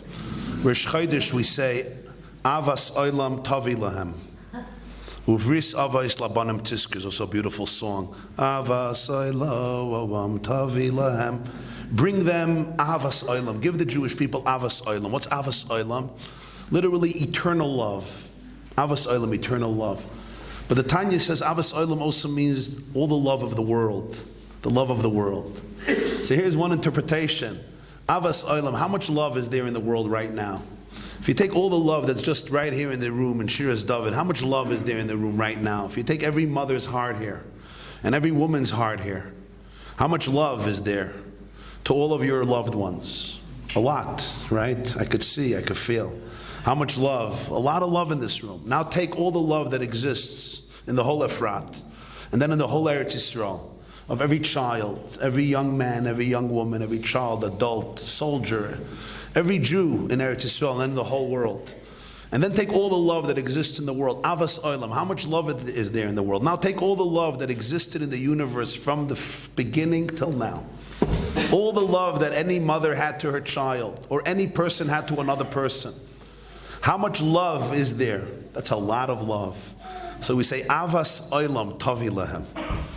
That love is a reality. It's an existence. It's here. The only question is if I tune into it. It's a reality of love. That's the love that the Baal Shem Tov had. That's the love the Alter Rebbe experienced. That's the love the Rebbe felt. It's Avas Olam, Tavi Lahem. When you bring something, it's here. Bring me a bottle of water because it's here. Avas Olam, Tavi Lahem. Just bring it to them, deliver it to them. Let them feel the love. That's my blessing today to all of us. We should be able to Tavi Lahem. Nothing has to be created. Avas Olam. There's so much love in everybody's heart. You don't even imagine how much love there is. If you would imagine, you would have kloisa nefesh. The soul would go, whoops. That's how much love. It's such an intense experience of love. It's like unbelievable. And once you even touch that once, all the other things, they exist, but they melt, they fade away into oblivion in the context of how much wholeness you have, how much greatness. When everybody could see that their broken matzah wasn't created as a broken matzah. In the world of the Rebbe, there's only whole matzahs. In the world of the Baal Shem Tov and the Alter Rebbe, there's only whole matzahs. When you look in the mirror, I want you to see a whole matzah. It's hard, because I can tell you a billion stories of all my broken matzahs. And you know what? They're all true on a certain frequency. There's my mistakes. There's my wounds, there's my history, there's my childhood. Everybody has. There's broken relationships, there's disappointments, there's frustrations. And then there's all the issues with the kids, right? Yeah? You have that in Efrat too, probably, no? Got some issues with the kids, right? Yeah? So there's the issues, there's the physical dangers, Gaza, etc., etc. There's the spiritual and emotional dangers. There's the kids who are taking you already on rides for a lot of years, right? And all of these broken matzahs. But remember how the broken matzah had to say that, yachatz, right? We break the matzah. And we put away on the side one of the big pieces. And then we eat it, the afikaiman. And who is the one that finds the broken matzah, the afikaiman? It's our children. And then they deliver it to us. We hid it. We thought we hid it very, very well. But that's their expertise. Because in life, whatever the parents hide, the children are going to expose. They're going to reveal. We have tried 2,000 years to hide our stuff. And in this generation, God has told our children, reveal everything. And our kids are doing an amazing job in driving their parents and grandparents insane by revealing everything. I thought this one was repressed for 2,000 years professionally. I've built lids and lids and lids and lids, buildings, layers, debris. It works perfectly. The Shadchanim think we're the most perfect family that has existed since before Adam Arisha. This is the quintessential Shidduch family. Everybody, you hear this family, it's unbelievable. And then there's that one boy who's just too authentic. And he's like, yeah, let's show the world this family. The glory of this family. And parents have a choice. Either we go crazy and like, how dare you? How dare you? And it just shows the depth of our trauma. And real parents who worked on themselves take the broken matzah, the afikaiman, they look at their children, and they say, thank you. Thank you. That's what they're doing. They're revealing all the afikoim. It's tzafun. Tzafun means it's hidden. It comes out. But why does it come out? Because when infections fester, they can't be healed. So everything comes out. And when it comes out, hold space for it. Hold space. Because only when we hold space for the broken matzah with our whole matzah can we heal it. If not, we remain broken. Avas olam tavi lahem.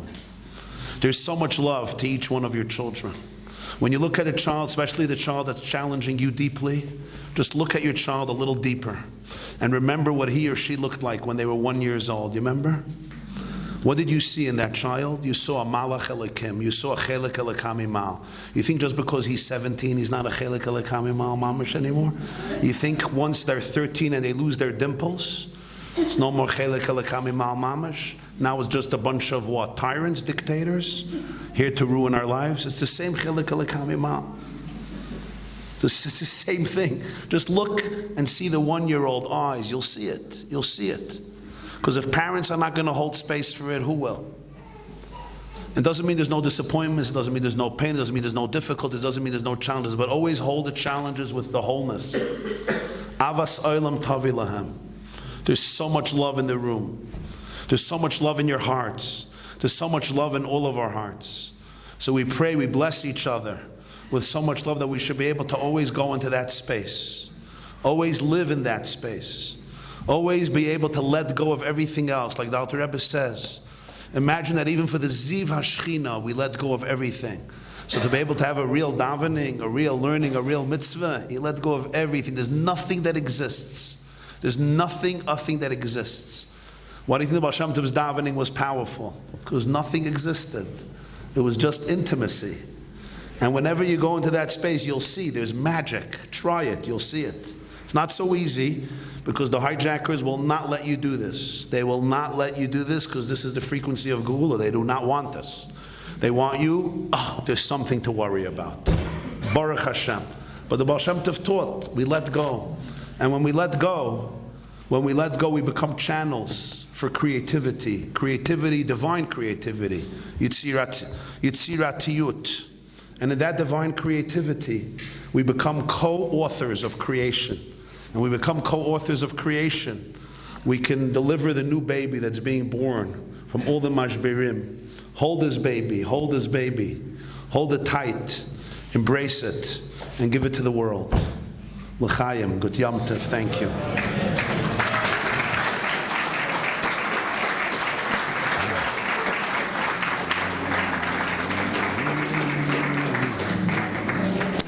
Thank you very much, Rabbi Jacobson, for sharing your wholeness and your brokenness. That was embrace our wholeness and our brokenness. We'll take some questions. Oh, your questions? Yeah, we have a question from a mother. When kids want you to sanction immoral acts, according to the Torah in your home, what do you say? When kids want you to sanction immoral acts, the Torah says they're immoral, but they're in your home, what are you supposed to say? It's a very, very loaded question, and to answer one answer or another answer would be very unfair and also inauthentic. You have to mamish know what's going on. I'll first talk about the extreme situations and then the non-extreme situations. Sometimes you have an extreme situation, which I would call, and you'll forgive me, from a spiritual perspective, stage 4 cancer. Stage 4 cancer means your kid is in active trauma. And a lot of kids are. They're in active trauma. They're not behaving in a normal, sane way. They don't have self-respect. People who sleep till 5 o'clock in the afternoon and have absolutely no regard for their own dignity, for their own schedule, for their own productivity. And they're living with their amygdala, meaning their decisions are being based on instinctive coping mechanisms of what's going to make me feel good. That's basically, there's no inner vision. So that's a state of brokenness. So here, any teichecha, any rebuke that you give will usually completely not be experienced by them in any healthy way. They're not capable of hearing it. It's almost like telling somebody who has 2 broken legs, why aren't you running the marathon? Or it's like a cancer patient who's emaciated and throwing up in bed, like, why don't you come to the Shabbos table? It's like, you're missing the point. What they just need is help. They need somebody to be there with them as they're vomiting. So when you have a kid who is in that space spiritually, and we have those kids, you just have to know it. You have to tune into it. And if you're going to be busy arguing with them and taking away their tablet from them, you're completely missing the point. I go a lot to Kesher Nafshi. Kesher Nafshi is an organization for parents who have children struggling with Yiddishkeit. So a lot of parents come to Kesher Nafshi, and they're very special conventions. So one of them, a father, shared something incredible, a father whom I know very well. You know, his daughter completely left Yiddishkeit, and she became addicted to drugs. But at that time it was weed, a lot of weed. And every Mitzvah Shabbos, the girls would go to a dealer who would sell them, weed for the week, and they paid for it. And this is how they got high a whole week.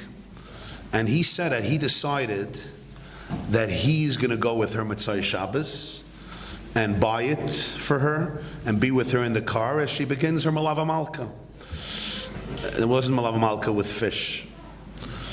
And people said, "You're crazy. You're buying your daughter this destructive substance. You're the only crazy father who does that." He says, "Yeah, I want to be there with her when she does it so she knows she has a father." I met this daughter recently. It's been 7 years later. She changed her whole life around. She regained her sanity and her dignity, and she just got married now. And she said something incredible. She told her father, "You know, I was the only one whose father took me. The other girls, their father refused. But you think they didn't get the drugs because they didn't have the money? They did. But you know how they got the money? They sold their bodies. They used their bodies for promiscuity. They got money. I was the only one who didn't have to violate my body because you paid for it." Now that just teaches you the state of mind that people are in. People don't understand that. So is this a mitzvah that a father should now go buy drugs for his daughter? Chas v'shalom. But in that case, it was a great mitzvah. The father was very, very smart. You have to know where your daughter is in life. You have to know where your son in life is. And if you're in denial and you're just busy protecting the name of the family, you're missing the point. On the other hand, thank God not every child is in that place. So the general key is as follows. You have to know what level of attachment exists between you and your child. If there's healthy attachment, so that the no will be absorbed from a place of love and attachment, go ahead. But if there's no attachment and the no will just be seen as another rejection, it's a nail in the coffin of healing. I hope that's clear. The details have to be elaborated, but that's the general framework. If there's no attachment, be very careful, because there's nothing more important for healing than attachment. Most of our wounds are abandonment wounds.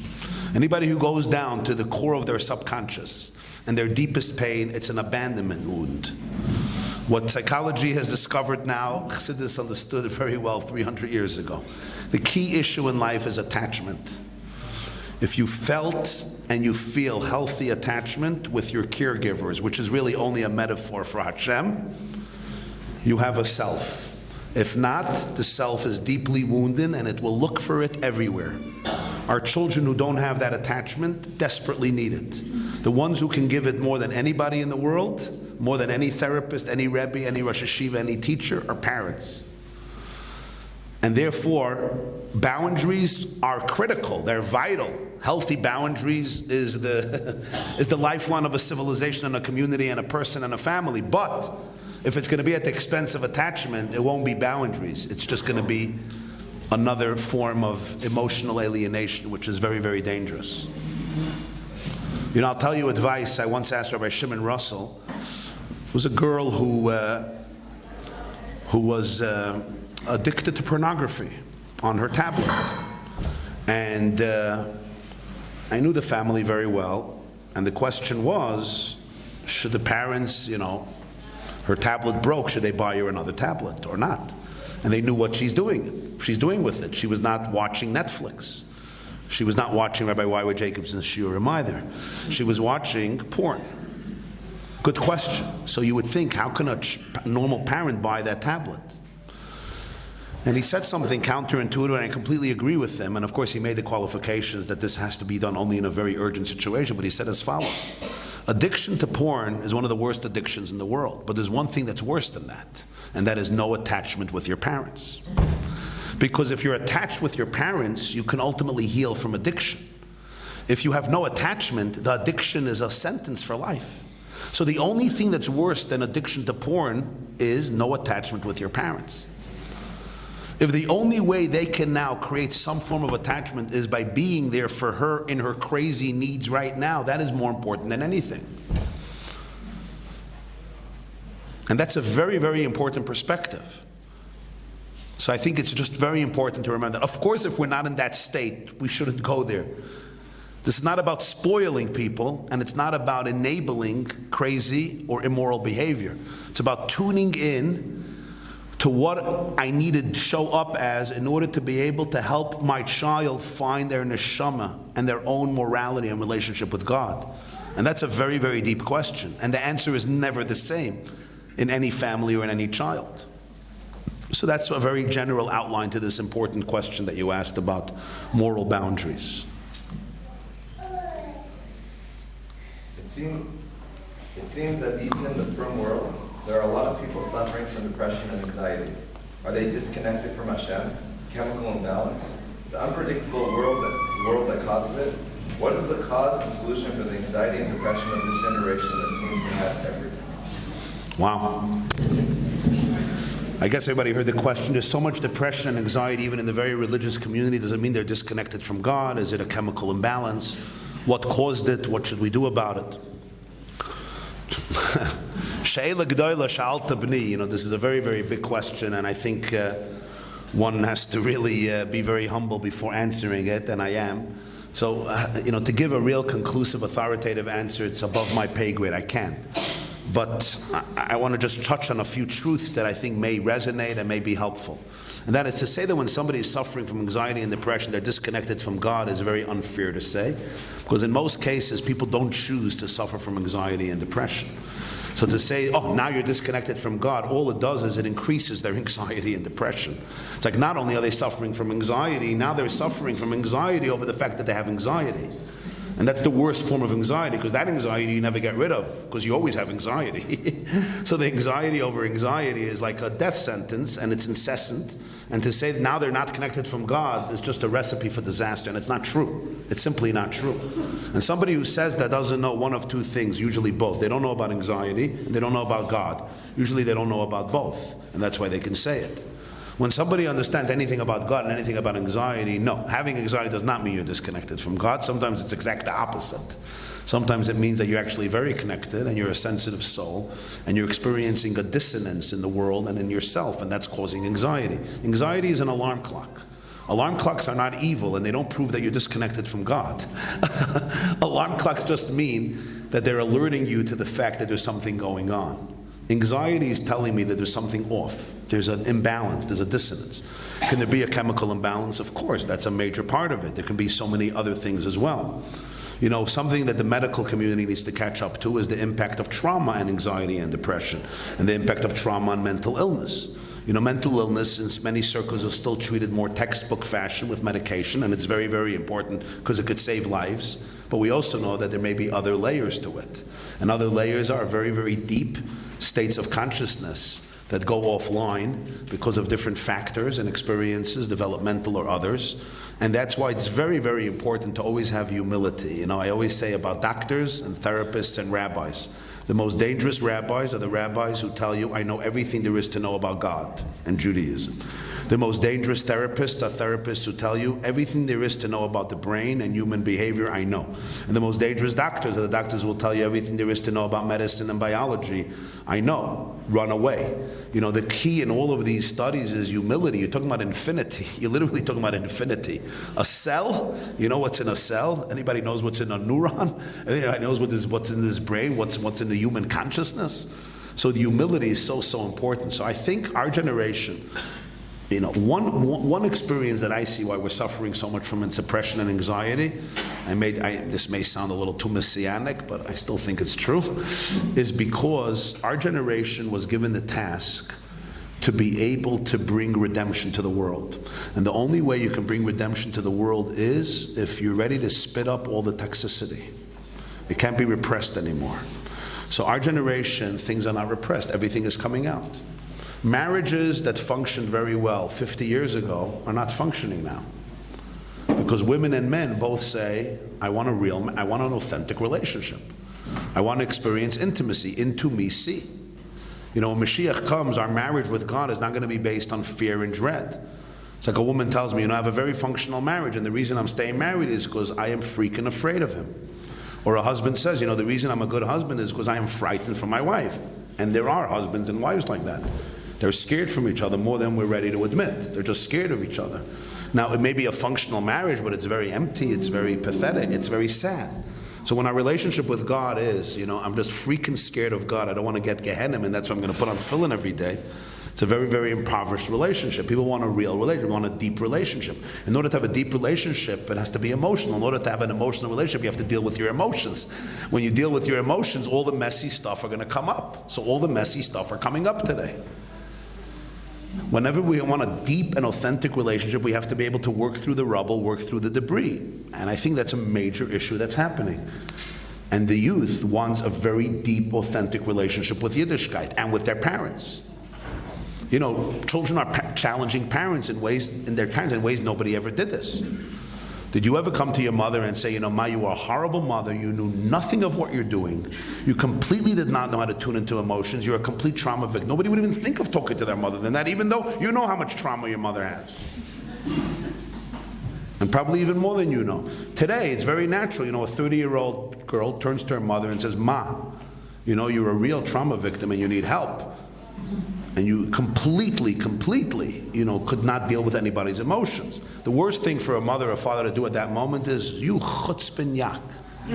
We did everything for you. You are so ungrateful. And what does the mother do? She just cuts off the relationship and tells their daughter there's nobody to talk to. Defense mechanisms and defensiveness always comes from an animal soul consciousness that doesn't have the security and inner unbreakable wholeness, and therefore must be defensive. The divine soul is never defensive. What if I could listen to my daughter and say, wow, thank you for sharing that. It doesn't mean she's right, it doesn't mean she's wrong. It just means we open the channels to a real relationship. So I think a lot of the anxiety that we're seeing is basically children and young people crying out about inner pain so that it can be dealt with. Now you could say they're entitled and they're just playing their parents and they're manipulating you and they're exploiting you and they're not really depressed and they just want to get out of school. Okay, fine. People who just accuse their children of manipulating the system, so why are they miserable if they're manipulating? Why are they miserable? I don't think people choose to be miserable. I just don't think so. I don't think your 16-year-old daughter decided one day to destroy her family and become the most miserable human being in the entire Israel. I just don't think so. A woman wrote to me a question that her 17-year-old daughter, she wrote to me she was a tzaddikus, and now started to dress in the house like Chava before she ate from the tree. She wants to know if she should throw her daughter out of the house. She asks me. So I wrote back to her, I don't think you should throw your daughter out of your house. It seems to me that your daughter is suffering very, very badly, and I think she probably needs a mother and a father to really be there for her in a very, very deep way. So the mother writes back to me and says, why do you say that? Why do you say that? No, maybe she's just a marshas and a machshefa. Maybe she's just a marshas and a machshefa.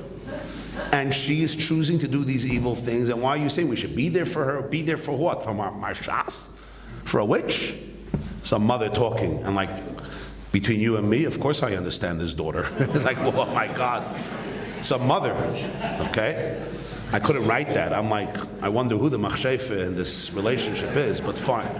I'm a gentleman, I'm a nice guy. So I just wrote back to her. I said, yeah, maybe she's a machshefa. Maybe your daughter is a marshas. Maybe you're right. Maybe. But maybe I'm also right. 50-50 that I'm also right. Maybe somebody raped her. Maybe somebody touched her inappropriately. Maybe somebody destroyed her dignity. Maybe not. Maybe she's a machshefa, but maybe she's not. And I said, here's your choice. It's 50-50. You could go with your way and decide she's a machshefa and alienate her completely and scream at her and tell her she's one of the most evil girls in history and throw her out of the house. And one day you may find out that I was right. And you'll never forgive yourself. Till your last breath, you will never forgive yourself. You will never forgive yourself. I said, you can go with my way and say 50% she's not a machshefa. And you know what? I'm going to be closer to her. I'm going to be there for her. And I'm going to be there for her not with my ego. I'm going to be there for her with my soul, which means I'm going to transcend my ego. And maybe one day you'll find out that I was wrong. I was wrong. And the worst thing that will happen is you were very close to your daughter. That's going to be the worst thing. But you probably won't regret that till your last breath. So make a choice. I said, my personal opinion is, you wrote to me that your daughter was a tzaddikas till she was 17. Do you think at 17 a dibuk of Adolf Eichmann or of Joseph Mengele suddenly went into your daughter's psyche, hijacked her cells, transplanted them with Hitler's neshama, Hitler's consciousness, and she said, I'm going to be an SS woman, destroying my entire family, la'olam v'od, eradicating the last vestige of Yiras Shamayim in this house, because now I work for the SS. Sorry, I'm just not going to buy that story. I really don't think a dibuk went in at 17. I think at 17, finally, what she was repressing for 10 years came bursting out, and she can't deal with it anymore. And finally, she lost it. Wow. Could you actually apologize to her for not noticing what happened when she was 6 or 7 years old? Can you do that? One day you may need to do that. Do that. Don't be there with your ego. Just hold the pain. It was very hard for the mother to hear these words because she had a way of looking at the world. And by the way, the reason it was so hard for her to see her daughter, because nobody saw her. The reason she calls her daughter that name is because nobody ever saw her. So she got used to living life a certain way, which worked. And that's what she's doing to her daughter now. I get it. So I think when we could see this, at least be sensitive to this possibility. First of all, our homes remain happy places. Your home remains a happy place. Your children don't destroy your lives. Whenever anybody tells me, my children are destroying my lives, your children are not destroying your lives. You're choosing to allow your children to destroy your life because you don't have a life within. Your life is, you're waiting for your children to give you a life, and that doesn't happen. It doesn't work that way. Our children weren't here to give us lives.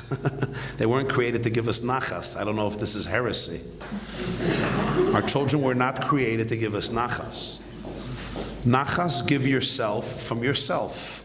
You have a soul, it's a chelik elokam imal. Give yourself nachas. Our children are diamonds that God has entrusted us with in order to polish them and help them become the diamonds they could become. Right, I said the other night, I think it was in the Great Synagogue, we say on Hanukkah, the 8 candles, we don't have permission to use them, only to see them. Each children is a candle. We don't have permission to use them. They weren't created for us to use so that they're nachas machines, so I could go home and say, wow, I'm such a good father. Wow, I'm such a good mother. What our children and students need is for us to see them. They need us to see them, not to use them, but to see them. To see them not for who we want them to be, for who they are. And to see them not on the outside, but on the inside. And there's no greater gift you can give your children than seeing them. And trust me, it's not easy to see. Because if I have never been seeing, I don't know how to see anybody else. And I'm convinced that all great people became great and radiated their greatness because they had one person in their life who saw them. Not saw them as a tool to do something great, but saw them. And once you have somebody who sees you, you get to see yourself. And once you see yourself, you're unstoppable. Because you're divine. That's my brief answer to a very loaded question. Any others?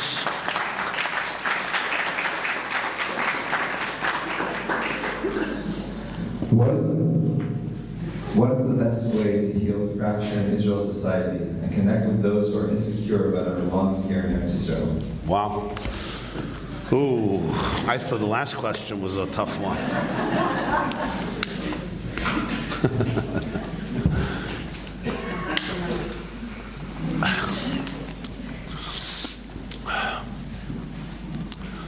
There's a duality here. On one hand, you don't want to enable and tolerate sickening behavior, immoral behavior, foolish behavior, self-destructive behavior. On the other hand, calling it that to people is usually not productive. A trauma victim, just saying you're a trauma victim, won't help, because they're trauma victims. What's needed is attachment. So this is a very deep paradox that it's very hard for most people to maintain. And so you have these two, that's why you have a split within the religious community about this, because it's a real paradox. I am grateful for the gift of the Rebbe, because he lived through this fracture, and he really, I think, embodied the path. On one hand, the Rebbe, you probably know, was uncompromising about anything authentic and real, especially connected to Eretz Yisrael, whether it's concessions, whether it's conversations about breaking up the land, because he understood very well who the enemy is, and he understood very well what the world needs. On the other hand, when he would meet anybody, there was no judgment, there was no sense of judgmentalism, there was a sense of real love and power. I remember there's a video, the founder of Shalom Achshav, Peace Now, once came to see the Rebbe. Now, this was an interesting meeting, because you have the Lubavitcher Rebbe, I don't have to tell you about his position on Peace Now, and this Israeli liberal leftist progressive who was busy with Shalom Achshav. And he decided he's going to, try to, so to speak, trigger the Lubavitcher Rebbe. And he says to the Rebbe, so you're still of the opinion that that Israel shouldn't give back any territories and make sure there's no peace and so forth? So the Rebbe looks at him. First of all, you could see he's not going into coping mechanism, defense mechanism, confrontation mechanism, aggressive mechanism. He's remaining in a state of the nefesh elokis, of divinity. You could feel it. There's no like, oh, here my enemy just came, what fist do I use for the punch? I'm talking about verbal punch. That's the first thing. This is non-verbal. This is the energy in the room that people feel right away. This has to do with how worked out you are, worked out internally. So this is not even what people talk about, because it's not even a conversation. This is before, but you could see it.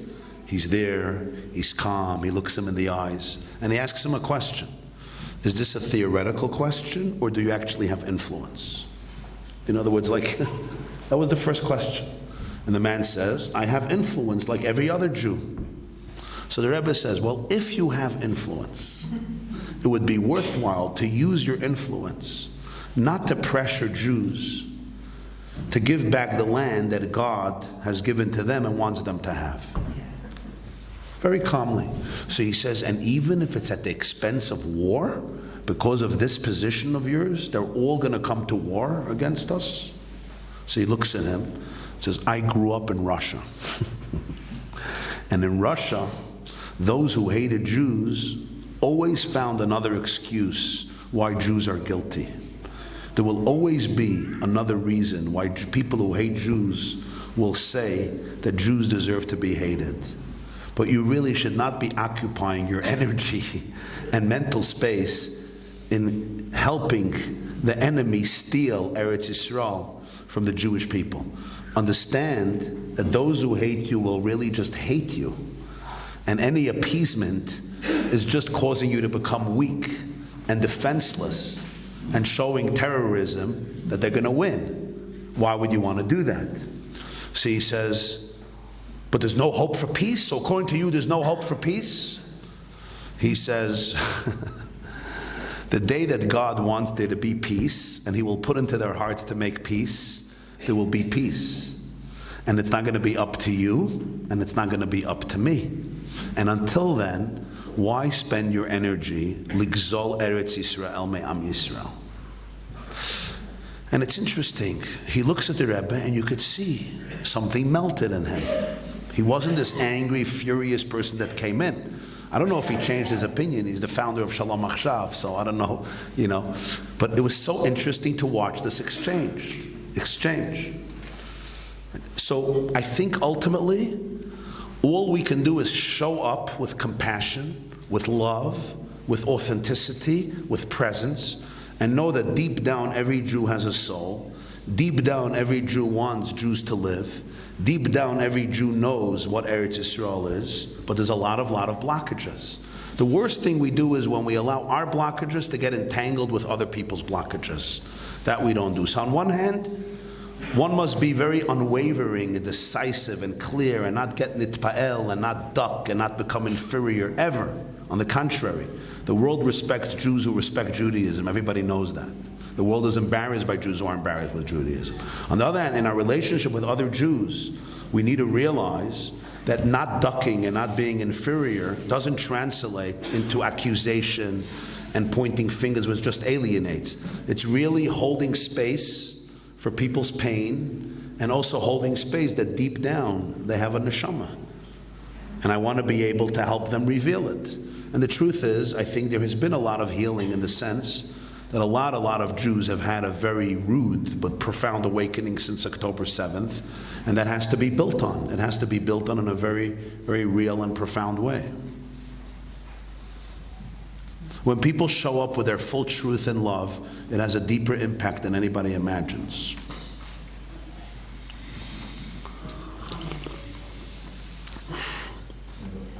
There are more questions. I want to know if you ask one more question with a longer answer, and the rest just quick answers, so I don't want to hold you back too long.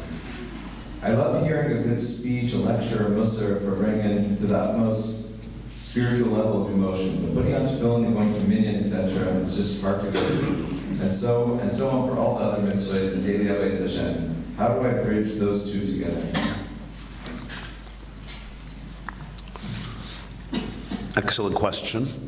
The answer to your question is, when you learn Chassidus every day, this person, whoever's asking the question, you need Chassidus like oxygen, it's obvious. Because the Alter Rebbe always explains this, Torah mitzvahs are deeper than any emotion will ever bring you to. Emotions will bring me to very deep places, and it's amazing, and they need to bring me to deep places. But we spoke before about the frequency of infinity. Torah mitzvahs is Ein Sof itself. It's deeper than Gan Eden. Gan Eden is the bliss of Ein Sof. Torah mitzvahs is not the bliss of Ein Sof. It is Ein Sof. So I'll give a classic example. If I'm sitting with my wife on the couch, we're sipping a cup of marley, ma'ara. You have a ma'ara, the cave, right? It's a good bottle. I had it the other night. And we're having a good time, and there's connection, and there's no defense mechanisms. And in a marriage, those are the moments of blissful relationships when a husband and a wife could look at each other. Their guards are down, they're both vulnerable, and they're just in a presence, in a state of trust. That's what we spoke about before. And it's amazing. And it's really a beautiful feeling. It's what a relationship looks like. Or when you're sitting with your kids, and nobody's arguing, and you're not here to prove something, and you're just joking, you're talking about history, you're talking about your youth, you're just having a casual conversation, maybe with laughter or tears. Those are the moments of eternal connection and relationships. The same is true with a friend, with yourself, with Hashem, etc. And then at a moment, my wife, Esti, looks at me and says, you know, my brother or my mother is coming to the airport in an hour. Can you please go to Newark Airport to pick up my mother or my sister or my brother? And I look at her and say, no, I want to be with you. I don't want to be in Newark Airport. I don't like airports. I spend too much time in them. She says, I know, but I told my mother somebody's going to pick her up. So can you please do this? And I'm not feeling well, I'm exhausted. No, I want to be with you. I'm having such a good time with you. Do you see something is off here? Yeah, what's off? It's so romantic, no? I'm not going to the airport. Let your mother figure out her way, because I want to be with you. Or what's off? Isn't this nice? But there's something off. What's off? We need, I think, women to explain. Because the men are like, yeah, sounds good. Stay on the couch. I'll pay for the Uber. I'll pay for the Uber. Right? What's off is as follows. You want to be with your spouse. You love your spouse, I'm sure. But your spouse just asked you for something. Right? So this may not be your need, but this is her need. So I don't care about your need. I care about you. So you care about me, but you don't care about my need. So I want a Farbrengen. I want emotions. I want bliss. But God says, I asked you to put on tefillin. I asked you to give tzedakah. I asked you to learn Torah. I'm not interested. I want you. So Torah and mitzvahs is not the experience of my wife. Going to Newark Airport is not the experience of my wife. There's no romance in Newark Airport. But you know what? It's what she wants. That's it. It's deeper. Right. In Chassidus it says like this: Gan Eden is Tainug Nivra. Olam Haba is Tainug Nivra. Olam Haza is Tainug Boire. It's an amazing insight. Gan Eden is the bliss of the soul, the bliss of the created person. Because you feel Ein Sof. There's nothing greater than that. There's no bliss greater than experiencing infinity. There's no bliss because it's the source of all bliss. Any bliss you have in this world is just a glimmer of the bliss of Gan Eden, which is Ziv HaShechina.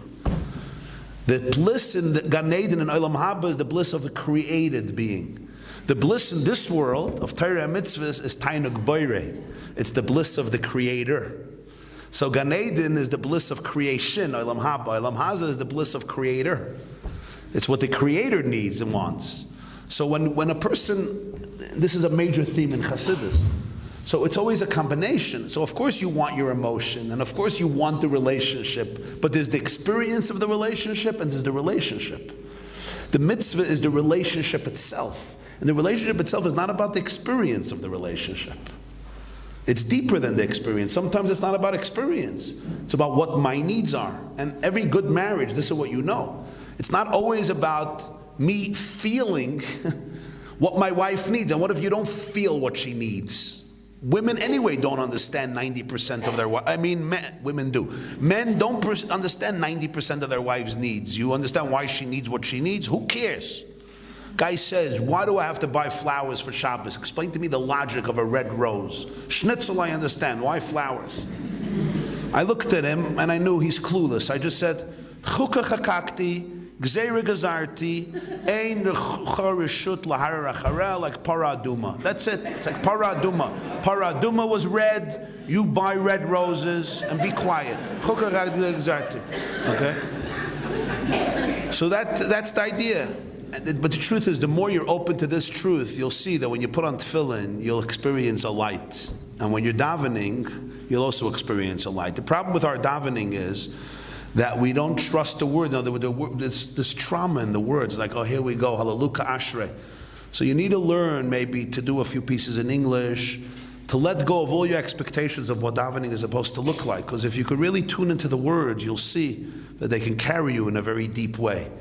So ultimately, in the mitzvah itself, you'll feel the deepest but it's a process. But we have to understand that when there's a need of the bayre, when there's I should call it a desire of the bayre, so it's deeper than any feeling of the relationship.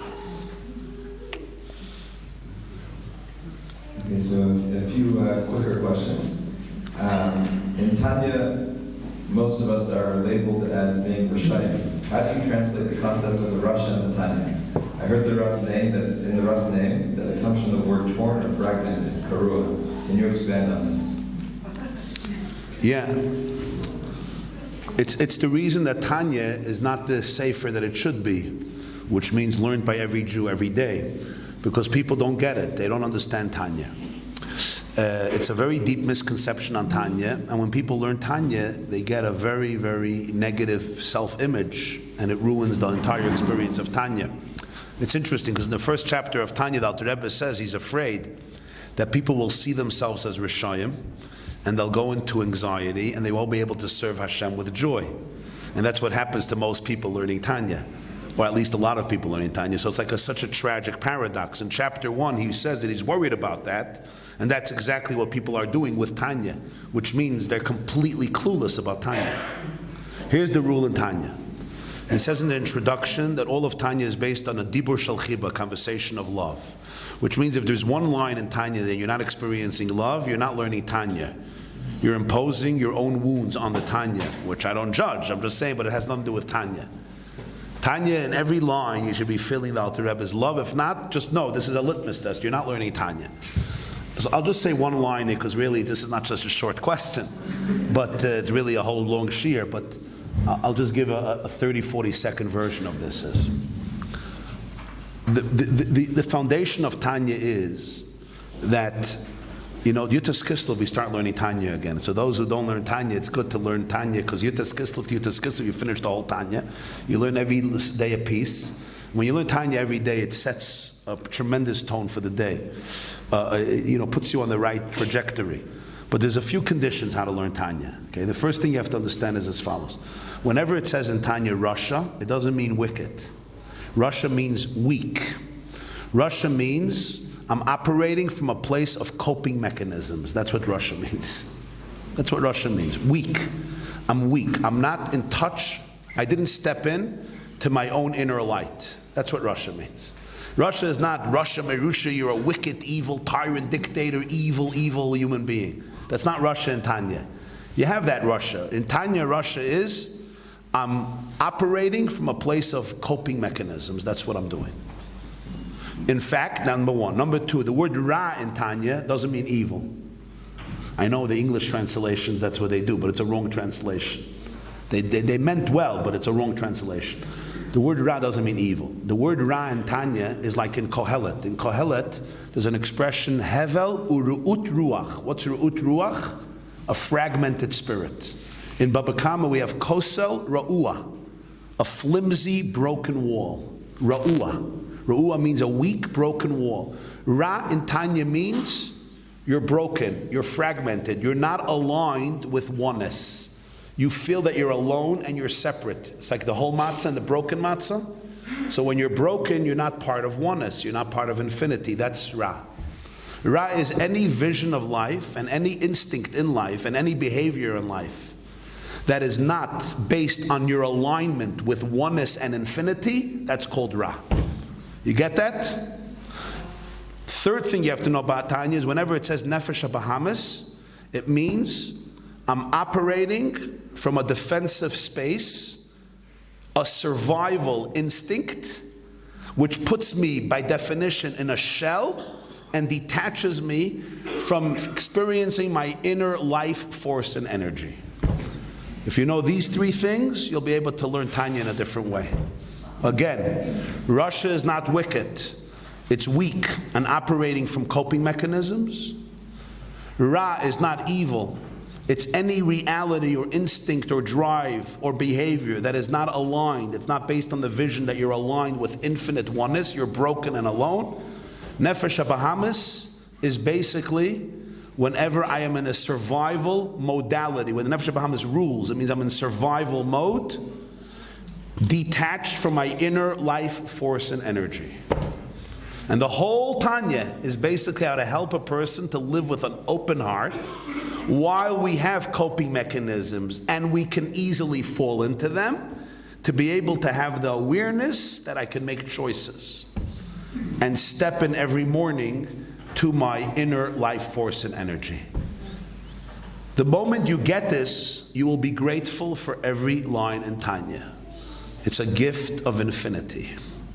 But when people don't understand this, it can be a traumatizing book, because we impose all of our education trauma and all of our Yiddishkeit trauma and all of our Gullus trauma onto the Alter Rebbe, and we think he wrote a book to traumatize more people in knowing you thought you were a tzaddik, at least a Beinani, and now I'll show you you're a Rasha, Shabarasha, you don't even have a moment on Halavai, Beinani, and you're just a Rasha, so now let's eat Ragalach.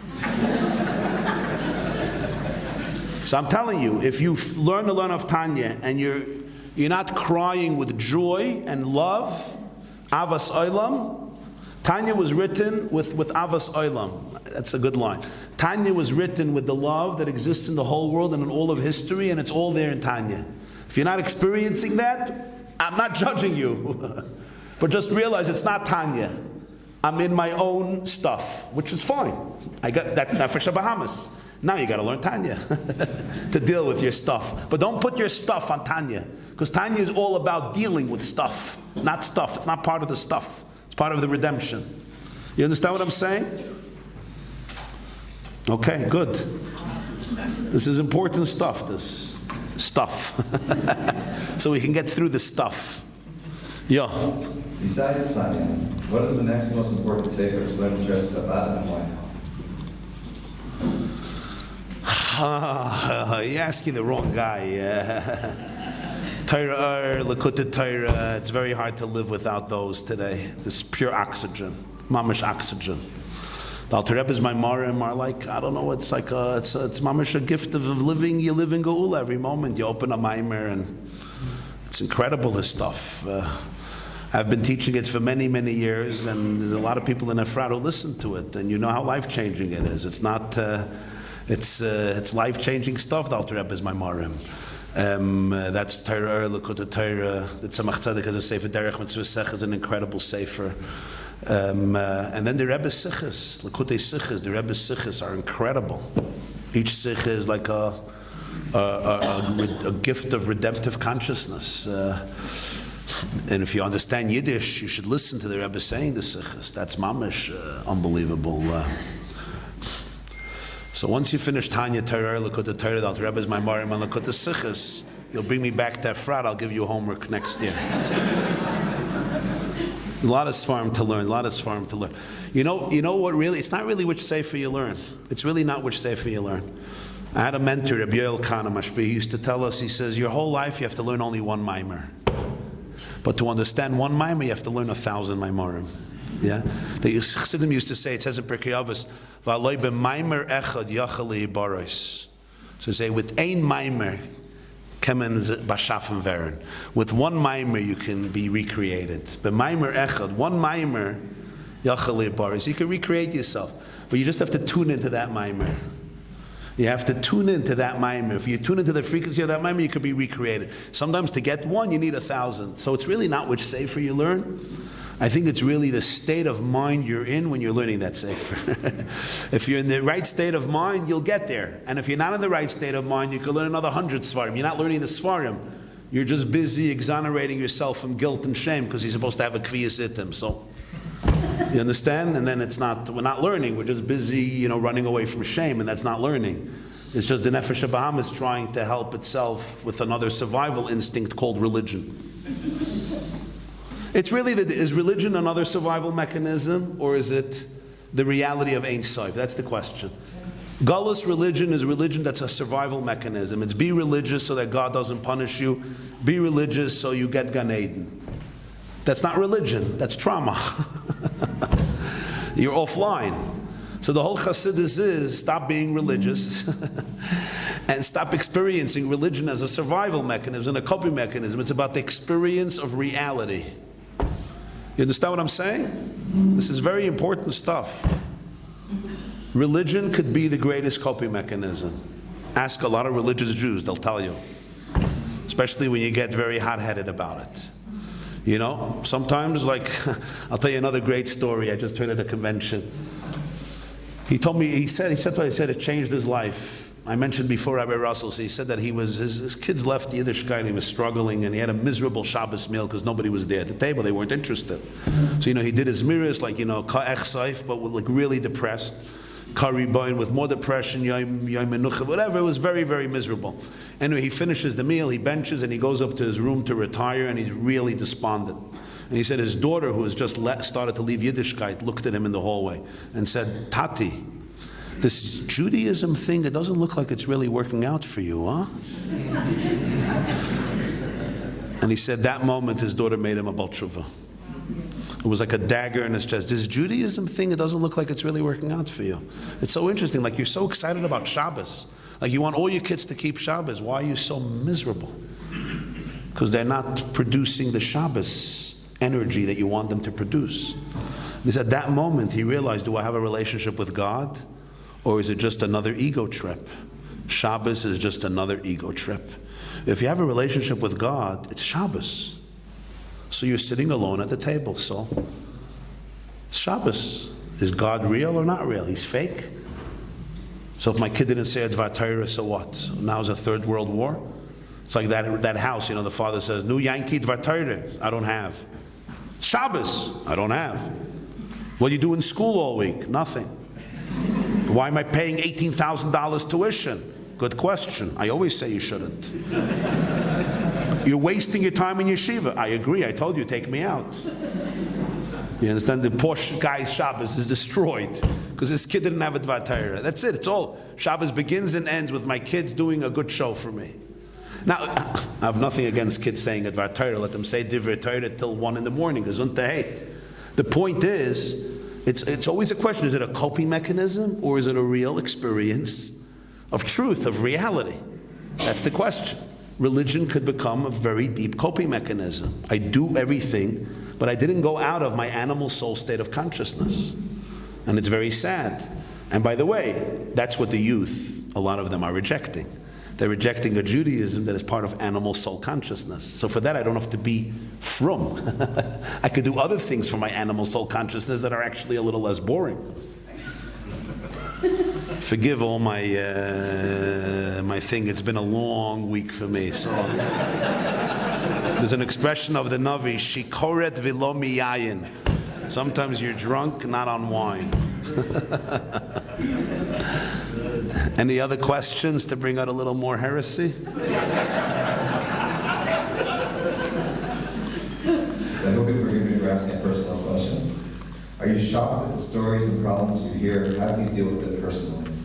Wow. So, unfortunately, I'm not shocked anymore. I used to be shocked, now I'm not shocked. I'm not shocked because I've seen humans in their greatness, and I've seen humans in their despicability. And emails and letters I received and stories that people shared have been so shocking that unfortunately I'm not shocked. When you hear about satanic, ritualistic child abuse as a real thing happening by very religious Jews, you're just not shocked anymore. When you hear, Thank you for saying that. Sure. It needs to be said more. Yeah, satanic, ritualistic child abuse. Yeah. In London there was a story. In Israel, Yeah, very, very religious Jews. You see them on Shabbos. They're dressed in the perfect, holy garb, but they're capable of sexual, ritualistic, satanic abuse towards children. So you're dealing about levels of sick people. Each of them should be imprisoned for life, if not executed. And you're talking about evil on a very, very high level. Very high level. And this is part of the evil of the world that there's no way to logically put your, wrap your brain around.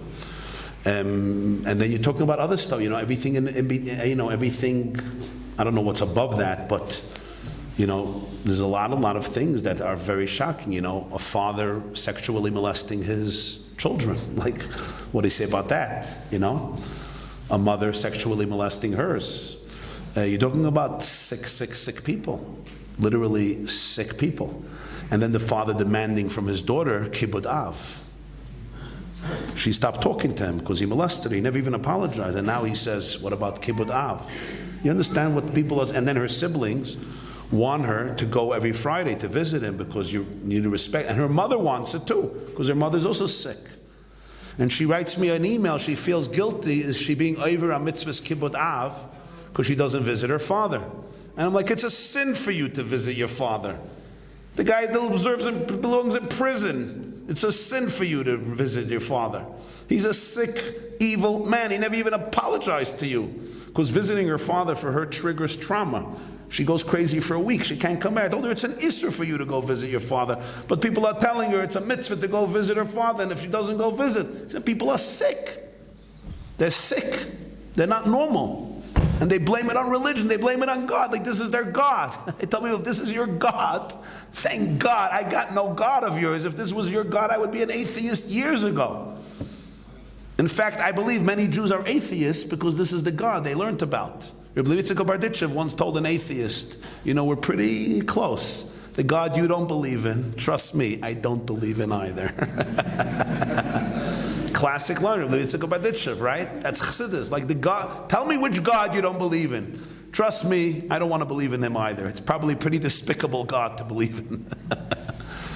You understand? And if you take me to a place of infinite love, then probably everybody believes in that. If they can only feel their heart beyond all their pain. So unfortunately, I'm saying unfortunately because I don't want to sound insensitive, but I'm not shocked. I'm not shocked. But I should say that together with that, I hear every day and I see every day the greatness of people. I see Avas Olam. I see Avas Olam, and I see the gift of people having the courage to touch the texture of love inside of them. How do I deal with it? So that's exactly the story with the matzah. That's what happened. I was reading a story and I couldn't deal with it. And that's when it came in. Don't be afraid of broken people and broken places, because it's just the humility of knowing that none of us replace God. All we can do in life is serve as a channel, and that's what I feel I'm supposed to do. So when I see such a story, I ask myself, okay, you sent this story to me. How can I show up here with the tools I have, with the heart I have, to hold space for this person and show them that they have a soul that's indestructible? That's the only thing I can do. And show me how I can do it. I'm not going to understand. I'm not going to control. I'm not going to think I understand. I'm not going to try to understand. I'm not even going to go into that space, because the moment you go into that space, it's a disaster. I told you, using your mind to experience life, especially the pain of life, is like using your mind to experience, cheesecake. You don't do that. You don't go there with your mind. So I try to stay away from there. I just show up with presence. If I need to cry, I'll cry. And that's it. And you just hold space. It's really about holding space with wholeness, as I told you, with wholeness. Hold space for brokenness with wholeness. Don't hold space for brokenness with brokenness. You know why? Because then you reinforce the person's brokenness. When somebody is suffering, don't start pitting them and becoming broken with them. We think that if I become broken, because you're broken, I'm going to help you. I'm not going to help you. I just help you remain in the frequency of brokenness. I want to hold your brokenness with empathy and love, but with my wholeness. Because then you will have your wholeness. There's frequencies that we tune into, and it's not words, it's presence. It's presence. I'll tell you, gewaldige Meise. It taught me so much about talking to people. There was a Yid, I knew him, he passed away young. He was very, very ill from a very young age. And he was dugri, blunt. And he once went for dollars to the Rebbe, to the Lubavitcher Rebbe. I saw a video of it. And he was online. And as he's approaching the Rebbe, he's going like this. Like you would do, like they used to do to a 3-year-old. You remember when they did this in school? And when I was a kid, they would always go like this. And you knew, trouble is coming. So he starts doing this to the Rebbe on the line to dollars. Now you have to understand, the Rebbe was, double, triple his age. And he was also a Chabad Chassid. So it's like very strange. Anybody to do this to the Lubavitcher Rebbe, or even to an older person. I mean, you don't start doing this, to a Baba, like to a Zayda. But he's going like this to the Rebbe, and I'm like wondering. And then he comes to the Rebbe, and he's still like this. And he says, I am so disappointed in you. In Hebrew, he says, Ani kol kach muchzav mimcha. That's what he said. A Lubavitcher Chassid. Now, I don't know why he was so disappointed. He didn't say why. My hunch would be he suffered from an illness, and maybe he was hoping the Rebbe would take him out of it. And the Rebbe didn't. I don't know. I'm just speculating, because I don't know if that's the case. But he just said those words, I am so disappointed with you. And, I asked myself, how is the Rebbe going to respond? Like, I wondered so much, how is he going to respond? Like, if somebody would come over to me and say, that was a horrible speech you gave. I am so disappointed with you. And that other speech you gave was even worse. And everything, you're a disappointment. Like, and I had my hopes high in you, and I'm like, so I know that, on the surface, you behave, but internally, right, it doesn't feel as good as a compliment, right? So you got to deal with it. So I was just wondering, and I looked at the Rebbe's face, and I saw he didn't, he remained fully present. And he repeated the words. He said, so you are very disappointed in me. And he said, that makes two of us. I'm also very disappointed in myself. Bracha v'atzlacha, and they moved on. And I was like, wow, I didn't expect that. First of all, he repeated his words. He repeated his words, which was interesting. The Rebbe didn't do that. He heard and he said what he said. He repeated his words. Almost like, I heard your words and I'm going to say them over again. And then he said, you're not the only one. He said, it makes two of us. because there was already somebody who was disappointed in me before you. It's called me. Then I realized, first of all, there was no defensiveness. Second of all, he completely held space for his words and he repeated them. But then he did something else. He's like, I am still your Rebbe. I'm still attached to you. You're disappointed in me, so you feel like we're detached. I'm there with you in your disappointment from me, because I'm also disappointed. No, I'm explaining. He said, yeah, I'm also disappointed in myself. No, I'm explaining now. Yeah. I once heard from Rabbi Khan. He said a Jew came out of Yechidus from the Rebbe, and he went from the Rebbe's room into the small base medrash, and he's very, very upset. So Rabbi says, what happened? So he says, the Rebbe is broiges of me. The Rebbe is angry at me. The Rebbe is angry, he's upset at me. And he's like completely overwhelmed. Rabbi told this to me. And he said such a wise thing to him. Such a powerful thing. He said, okay, don't worry. It's fine. The Rebbe is upset at you. You probably deserve to be upset at. He's upset at you. He said, I'll tell you what I'm worried about. I'm worried about that you're going to get upset with the Rebbe. The Rebbe being upset with you, he's not going to detach from you. He's not going to say goodbye to you. He's upset. Something is hurting. But if you get upset at the Rebbe, you're going to detach from your source. That's what I'm worried about. So he said, you're upset at me. Okay, I'm there with you. You're upset at me. You know, in a relationship, you know how powerful that is? You know how powerful that is? I'm disappointed in you. You're disappointed in me. Say it back. Say back what the other person said about their disappointment, and then feel it. Wow. Maybe I'm also disappointed. You know, the hiskashrus, the connection. So whenever we respond, you know, we never want to respond from a place of defense mechanisms, coping mechanisms, and ego mechanisms, and survival mechanisms. Because those responses always separate us. You always want to respond from a place of wholeness. And then you can be there with people. So that's how I try to, I aspire to respond from that place, at least when I'm in a better place. I believe that Chabad as a whole needs to be the last man standing in Chutz, just like any captain needs to be the last man standing on his ship. Do you feel it is the time that Chabad leaders need to start letting the world know it's time to come home, but they only have one home? It's a very deep and sensitive question, but this question is really above my pay grade. In other words, it's a historically sound question, but it's a question that one needs the responsibilities of a tzaddik hadar to be able to take it on their shoulders. And the reason is Chabad, with all of its influence in America, and it has influence in America. If every Chabad chassid and shliach in the United States makes Aliyat to Eretz Yisrael, I'm not sure that every one of the 5.5 million Jews in America are going to follow. So I think I just think we have to realize that. In other words, Chabad has influence, and they can influence maybe a lot of people. But as the Rebbe used to say, you know, when you pick up a building, it's called you have to go to the lowest place and then lift up the building. Why did the Rebbe never come to Eretz Yisrael? I'm not sure, but it was obvious that as long as Mashiach didn't come, he felt that he cannot afford the spiritual bliss of living in Eretz Yisrael, because it's still galus, and the brokenness in the world wasn't healed yet, and some people are just in tune with that constantly because they need to bring galus to a state of geula. So I think every person has to ask themselves that question personally, but I think it's just important to understand that we're still in a state where there's millions and millions of Jews who are not going to come to Eretz Yisrael. I'm with you. I'm with you. I'm with you.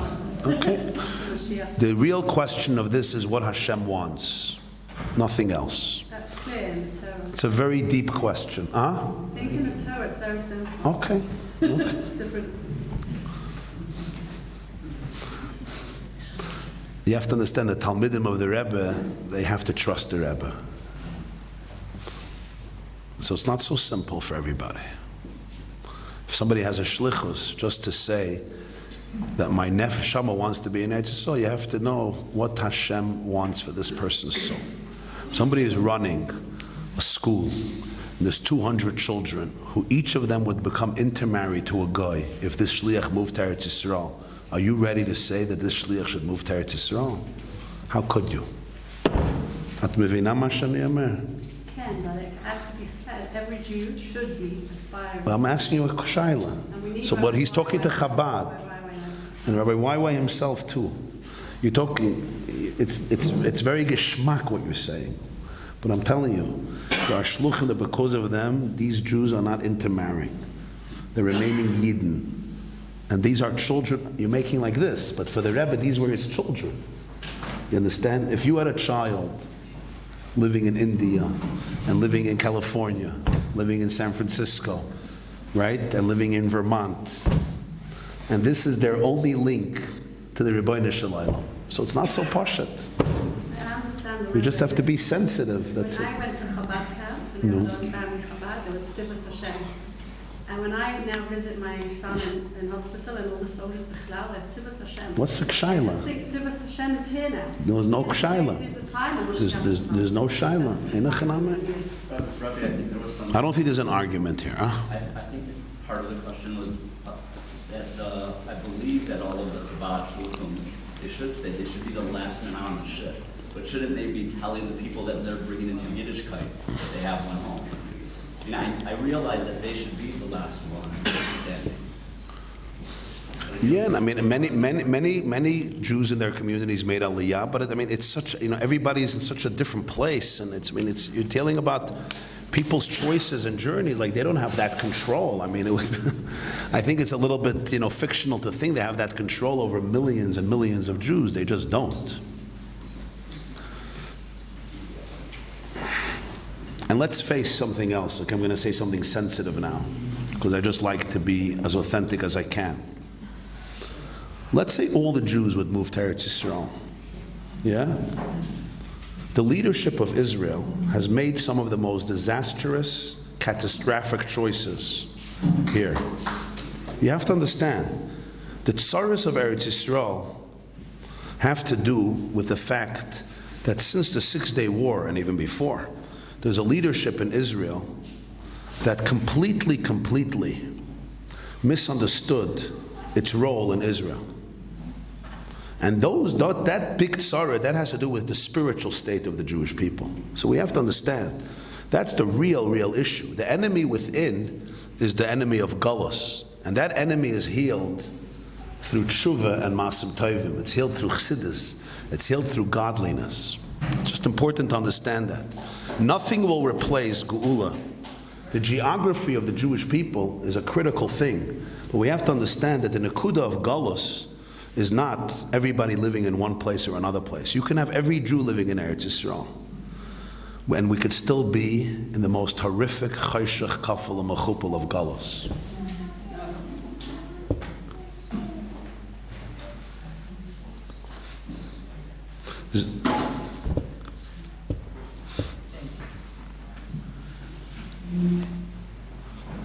זה קצת אמת מה שאני אומר, לא? אולי אפילו הרבה אמת. זה לא אמת, אוקיי. We're imagining if there were so many of you here, it would change everything. Why? It just would. I know a lot of Lubavitchers. Arik Sharon would not have given back Gaza. Yitzhak Rabin would have not made Oslo. The Rebbe begged them, and they didn't listen to the Rebbe. They didn't listen. None of them listened to the Rebbe. They were all close to him. Begin loved the Rebbe. Sharon loved the Rebbe. Netanyahu loved the Rebbe. Rabin respected the Rebbe. Peres, they all came to the Rebbe. The Rebbe they didn't listen to. The Rebbe they did not listen to. And because of that, they have 60 years of hell in this place. Not because of that. Well, not sure because of that. Because of Hashem is leading the world. Huh? To say that Of course, everything is Hashem leading the world. But the way it came on in Derech HaTeva, everything is Hashem leading the world. The way it came on in Derech HaTeva was catastrophic. Now, why Hashem allows it, I don't know. Everything Hashem allows, of course. I'm saying the Rebbe warned and warned and warned. I mean, I grew up there, every Farbrengen. He said, I see a b'chiyah l'doros. I see a b'chiyah l'doros. I see, it was then 3 million Jews. 3 million Jews in danger because of what they're doing. You just have to understand the levels of Galus have nothing to do with where they're living. The levels of Galus have to do with the fact that we're living in Galus. And it's tshuva that transfers that. It's the spiritual revolution that transfers that. And the Rambam says every mitzvah could tip the whole world. So who understands the power of a mitzvah that's done anywhere in the world? Now somebody may say, I don't see it that way. I see everything about living in Israel. But you have to appreciate that the great spiritual masters saw godliness and Yiddishkeit, Torah and mitzvahs as the core of the Jewish Renaissance. And Eretz Yisrael is a manifestation of that, not a substitute for that. It's just important to be sensitive to that state of consciousness. I'm not telling anybody should agree with that, but you have to understand that.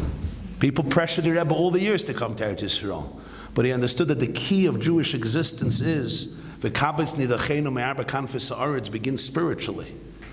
Because I could live in Eretz Yisrael and spit at the Shekhinah in Eretz Yisrael every day. Unfortunately.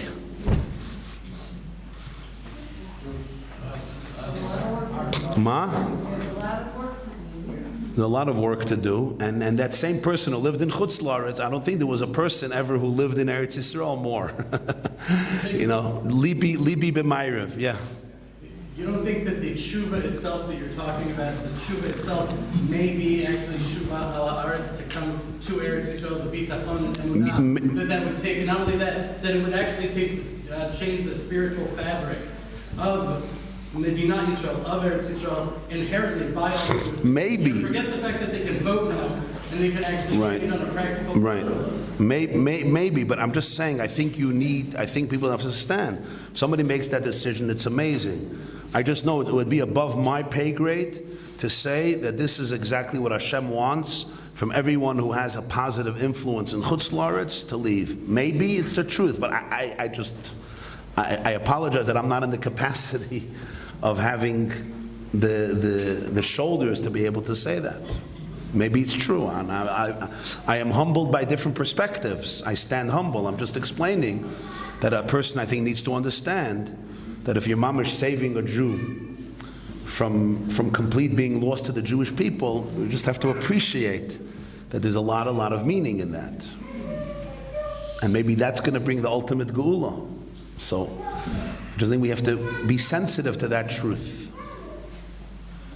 זה מה שאני אומר, אני לא חס ושלום רוצה לא להיות רגיש למסירות נפש שקורה פה בארצנו, כפי שדיברנו לאל.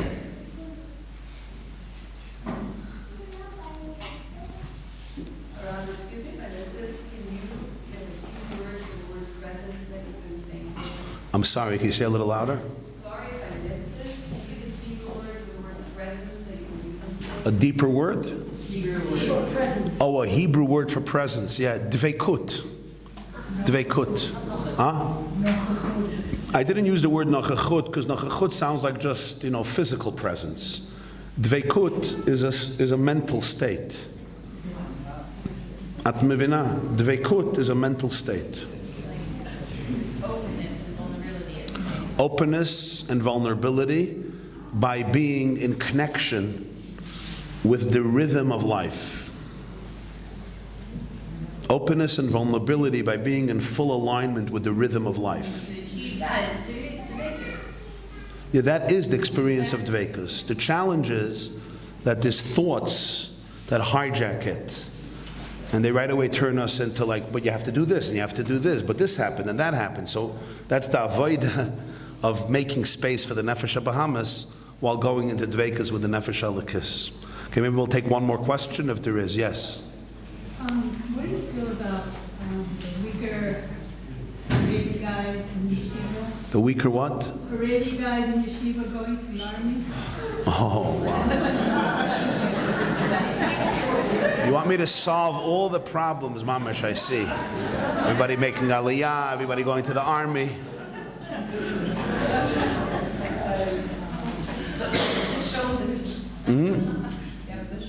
I don't.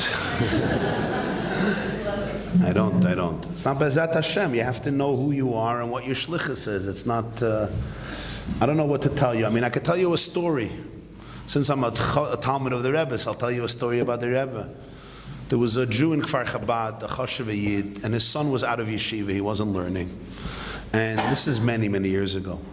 And the rabbi of Kfar Chabad then was one of the Rabbi Ashkenazi, Rabbi Mordechai Ashkenazi, and he was going to the Rebbe. So this father asked him to ask for a bracha for his son. He's out of yeshiva and they want to take him to the army. So he asked a bracha, he didn't want him to go to the army. So he told this to the Rebbe. So the Rebbe looked at the Rabbi of Kfar Chabad, Rabbi Ashkenazi. His son told this to me, he heard it from his father. And he says, the Rebbe says, I learned through Eira Chaim, Yeridea, Evena Ezer, Choshe Mishpat. I did not find a heter that a bachur who is not in yeshiva should not be in the army.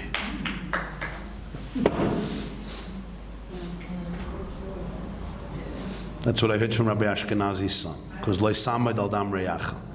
Now, on the other hand, people say that Chabad, they know how to be with secular Jews. But other people, if you put them in, you're going to lose a whole generation. And that's a big taina, because the army, at the present moment, hasn't been equipped for having that whole, demographic of boys who are even outside of yeshiva. So that's another issue. A third issue that has to be addressed is, and this is the deepest issue, this doesn't have to do with religious Jews. This is what I said back earlier, and that is, it's easy always to attach it to this problem, that problem. The foundations on which the army ethos has been built for many generations, unfortunately, has been based on a very, very profound sense of internal weakness, not the soldiers, chas v'shalom, the leadership of the Tzava Haganah Yisrael. Arik Sharon asked the Rebbe in 1969 to build a yeshiva in Hebron. He said, I would love to, but I'm not allowed to. Why not? He wrote to Sharon, because based on the state of the Israeli government, if there's going to be a fight in Hebron between a Jewish boy and an Arab boy, you will take the side of the Arab boy. This is what he wrote to Sharon in 1969. So you're talking about an army that needs a lot of healing on the top, a lot of healing. So that's a real issue, whether you have Haredim there or not. So these are just some of the factors that have to be dealt with. But this is a story I heard from Ashkenazi. So he wanted boys that are learning to learn, but this is what he said, that he doesn't have a heter for boys who are outside of yeshiva. Yeah? I was just going to say, I was walking in the hills of Bat Ayin on Shabbos and with friends, and we happened upon a very holy rabbi, Rosh Yeshiva, Rabbi Otniel of Hebron, and he was hosting a Shabbos in the woods with 20 Bachur and 20 army young men that are about to go to the army. And the Bachurim were teaching along with the rabbi and his Rebbitzin, and the children were there, and it was amazing, how to keep Shabbos properly in the woods or in the army, wherever you are. And so it was such a beautiful thing to see, like even in this, Amazing. How to keep Shabbos while you're soldier properly. It was very, there's a lot. Yeah. I love them to know. Somebody was raising a hand there? Oh, you were okay. I just wanted to say, I very, very much appreciate that you didn't say what I'm going to say, and I'm not saying that I can say it exactly right. In defense of Chabad, and I'm not Mrs. Chabad, that Chabad has done incredible things in Eretz Yisrael and has a role here, and it's not like Eretz Yisrael isn't on the map by you, by Chabad. And what Chabad has done for Eretz Yisrael, it's like, you can't even measure how much it is, because it's huge.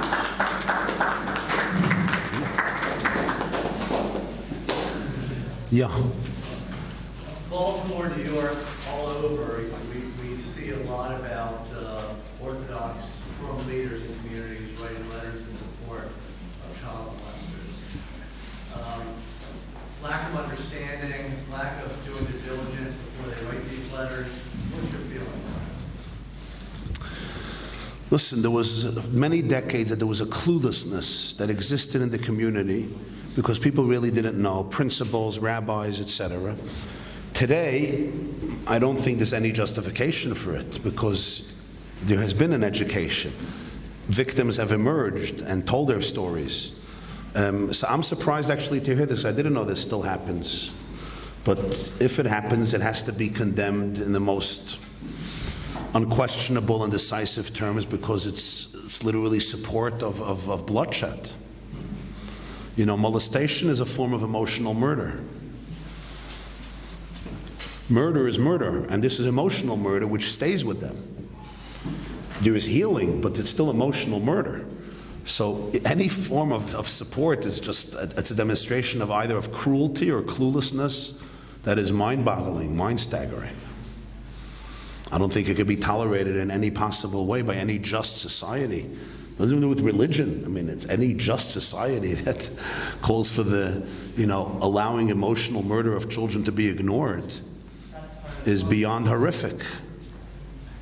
That's part of the problem, and it's accepted in society outside of religion. It's so rampant. That's why it must be spoken The about. problem is exactly. It has to be spoken about. The only strength, the only true courage is in the most Mahmir communities. It needs to be education. Yeah, I mean, what happened here when B'nai Brak, that story was really a watershed moment. But probably it also helped people, because when that person in B'nai Brak who has been molesting kids for 25 years, and he was the main therapist, so he was sending all the problems to him, and then he molested them and molested women for 25 years. And it was undercover, people knew about it. And then he killed himself, which was the one mitzvah that he did do in his life. And he wrote this note that he's going to take them to court in heaven, Rabbi Shmuel Eliyahu from Tzfas. And then there was a newspaper in B'nai Brak that wrote on him Zatzal, Zeichet Tzadik Livracha. Now on that newspaper I wasn't surprised, because that newspaper, over the years, whatever, it's what it is. But when they wrote Zatzal on him, I was like, wow. And then there was a girl who committed suicide because she was molested by him, and they said that she's saying Lashon Hara. They accused them of doing Lashon Hara on the person who did this, Lashon Hara. So suddenly, the perpetrator became the victim, and all the victims became the perpetrators, right? So it was a horrific moment, because it's the tragedy of a religious community that is completely in the dark, and not just in the dark, where victims are perpetrators. Now, how did the victims feel? It was that moment when I saw what was happening, living in America. I realized that we are now in danger of losing hundreds of thousands of kids, because anyone with an open heart is going to see this. And I don't know if you know, that's when I came up with a video, an hour, 2 videos, of giving what I felt was the real approach. I don't think I ever had a video watched as many times, and I don't think I ever had comments as many. And it was very, very moving, because there were people who wrote to me, it saved them from suicide. Girls who were molested by him, by this guy in B'nai Brak. And they didn't know that anybody was supporting them. It was all Lashon Hara, Lashon Hara, Lashon Hara, Lashon Hara. And I feel it as, I told somebody that it may be the biggest chus of my life, because I felt that it gave hundreds of thousands of young men and women a realization that Judaism is not corrupt at its core. What they were seeing was a corruption of Judaism at its core, because they know how much they suffered. If this is the God they needed support, it's basically like telling us that the Nazis are the tzaddikim, like the cuckoo. So, I think, listen, I believe, reality, I don't believe. I think the truth is that reality prevails. Because reality comes from the word real. Emet me'eretz titzmach. Hashem Elokim emes. Reality prevails because it's real. And the more you stay connected to reality, and you teach reality, and the main thing is you live reality, and you breathe reality, and you radiate reality, it sticks. It takes root. It grows. All sheker ein le raglayim. Sheker, by definition, never existed, never will exist. So even when it does exist, it's temporary. It's superficial. It's based on cover-ups. So all you can do is, live truth, be truth, radiate truth, and give truth. And truth sticks wherever it has to stick, because it's reality. That's it. Thank you so much, Rabbi Jacobson. I have a tremendous hatzlacha.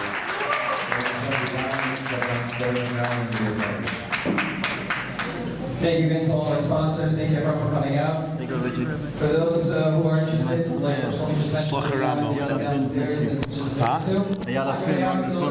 Oh, wow, thank you.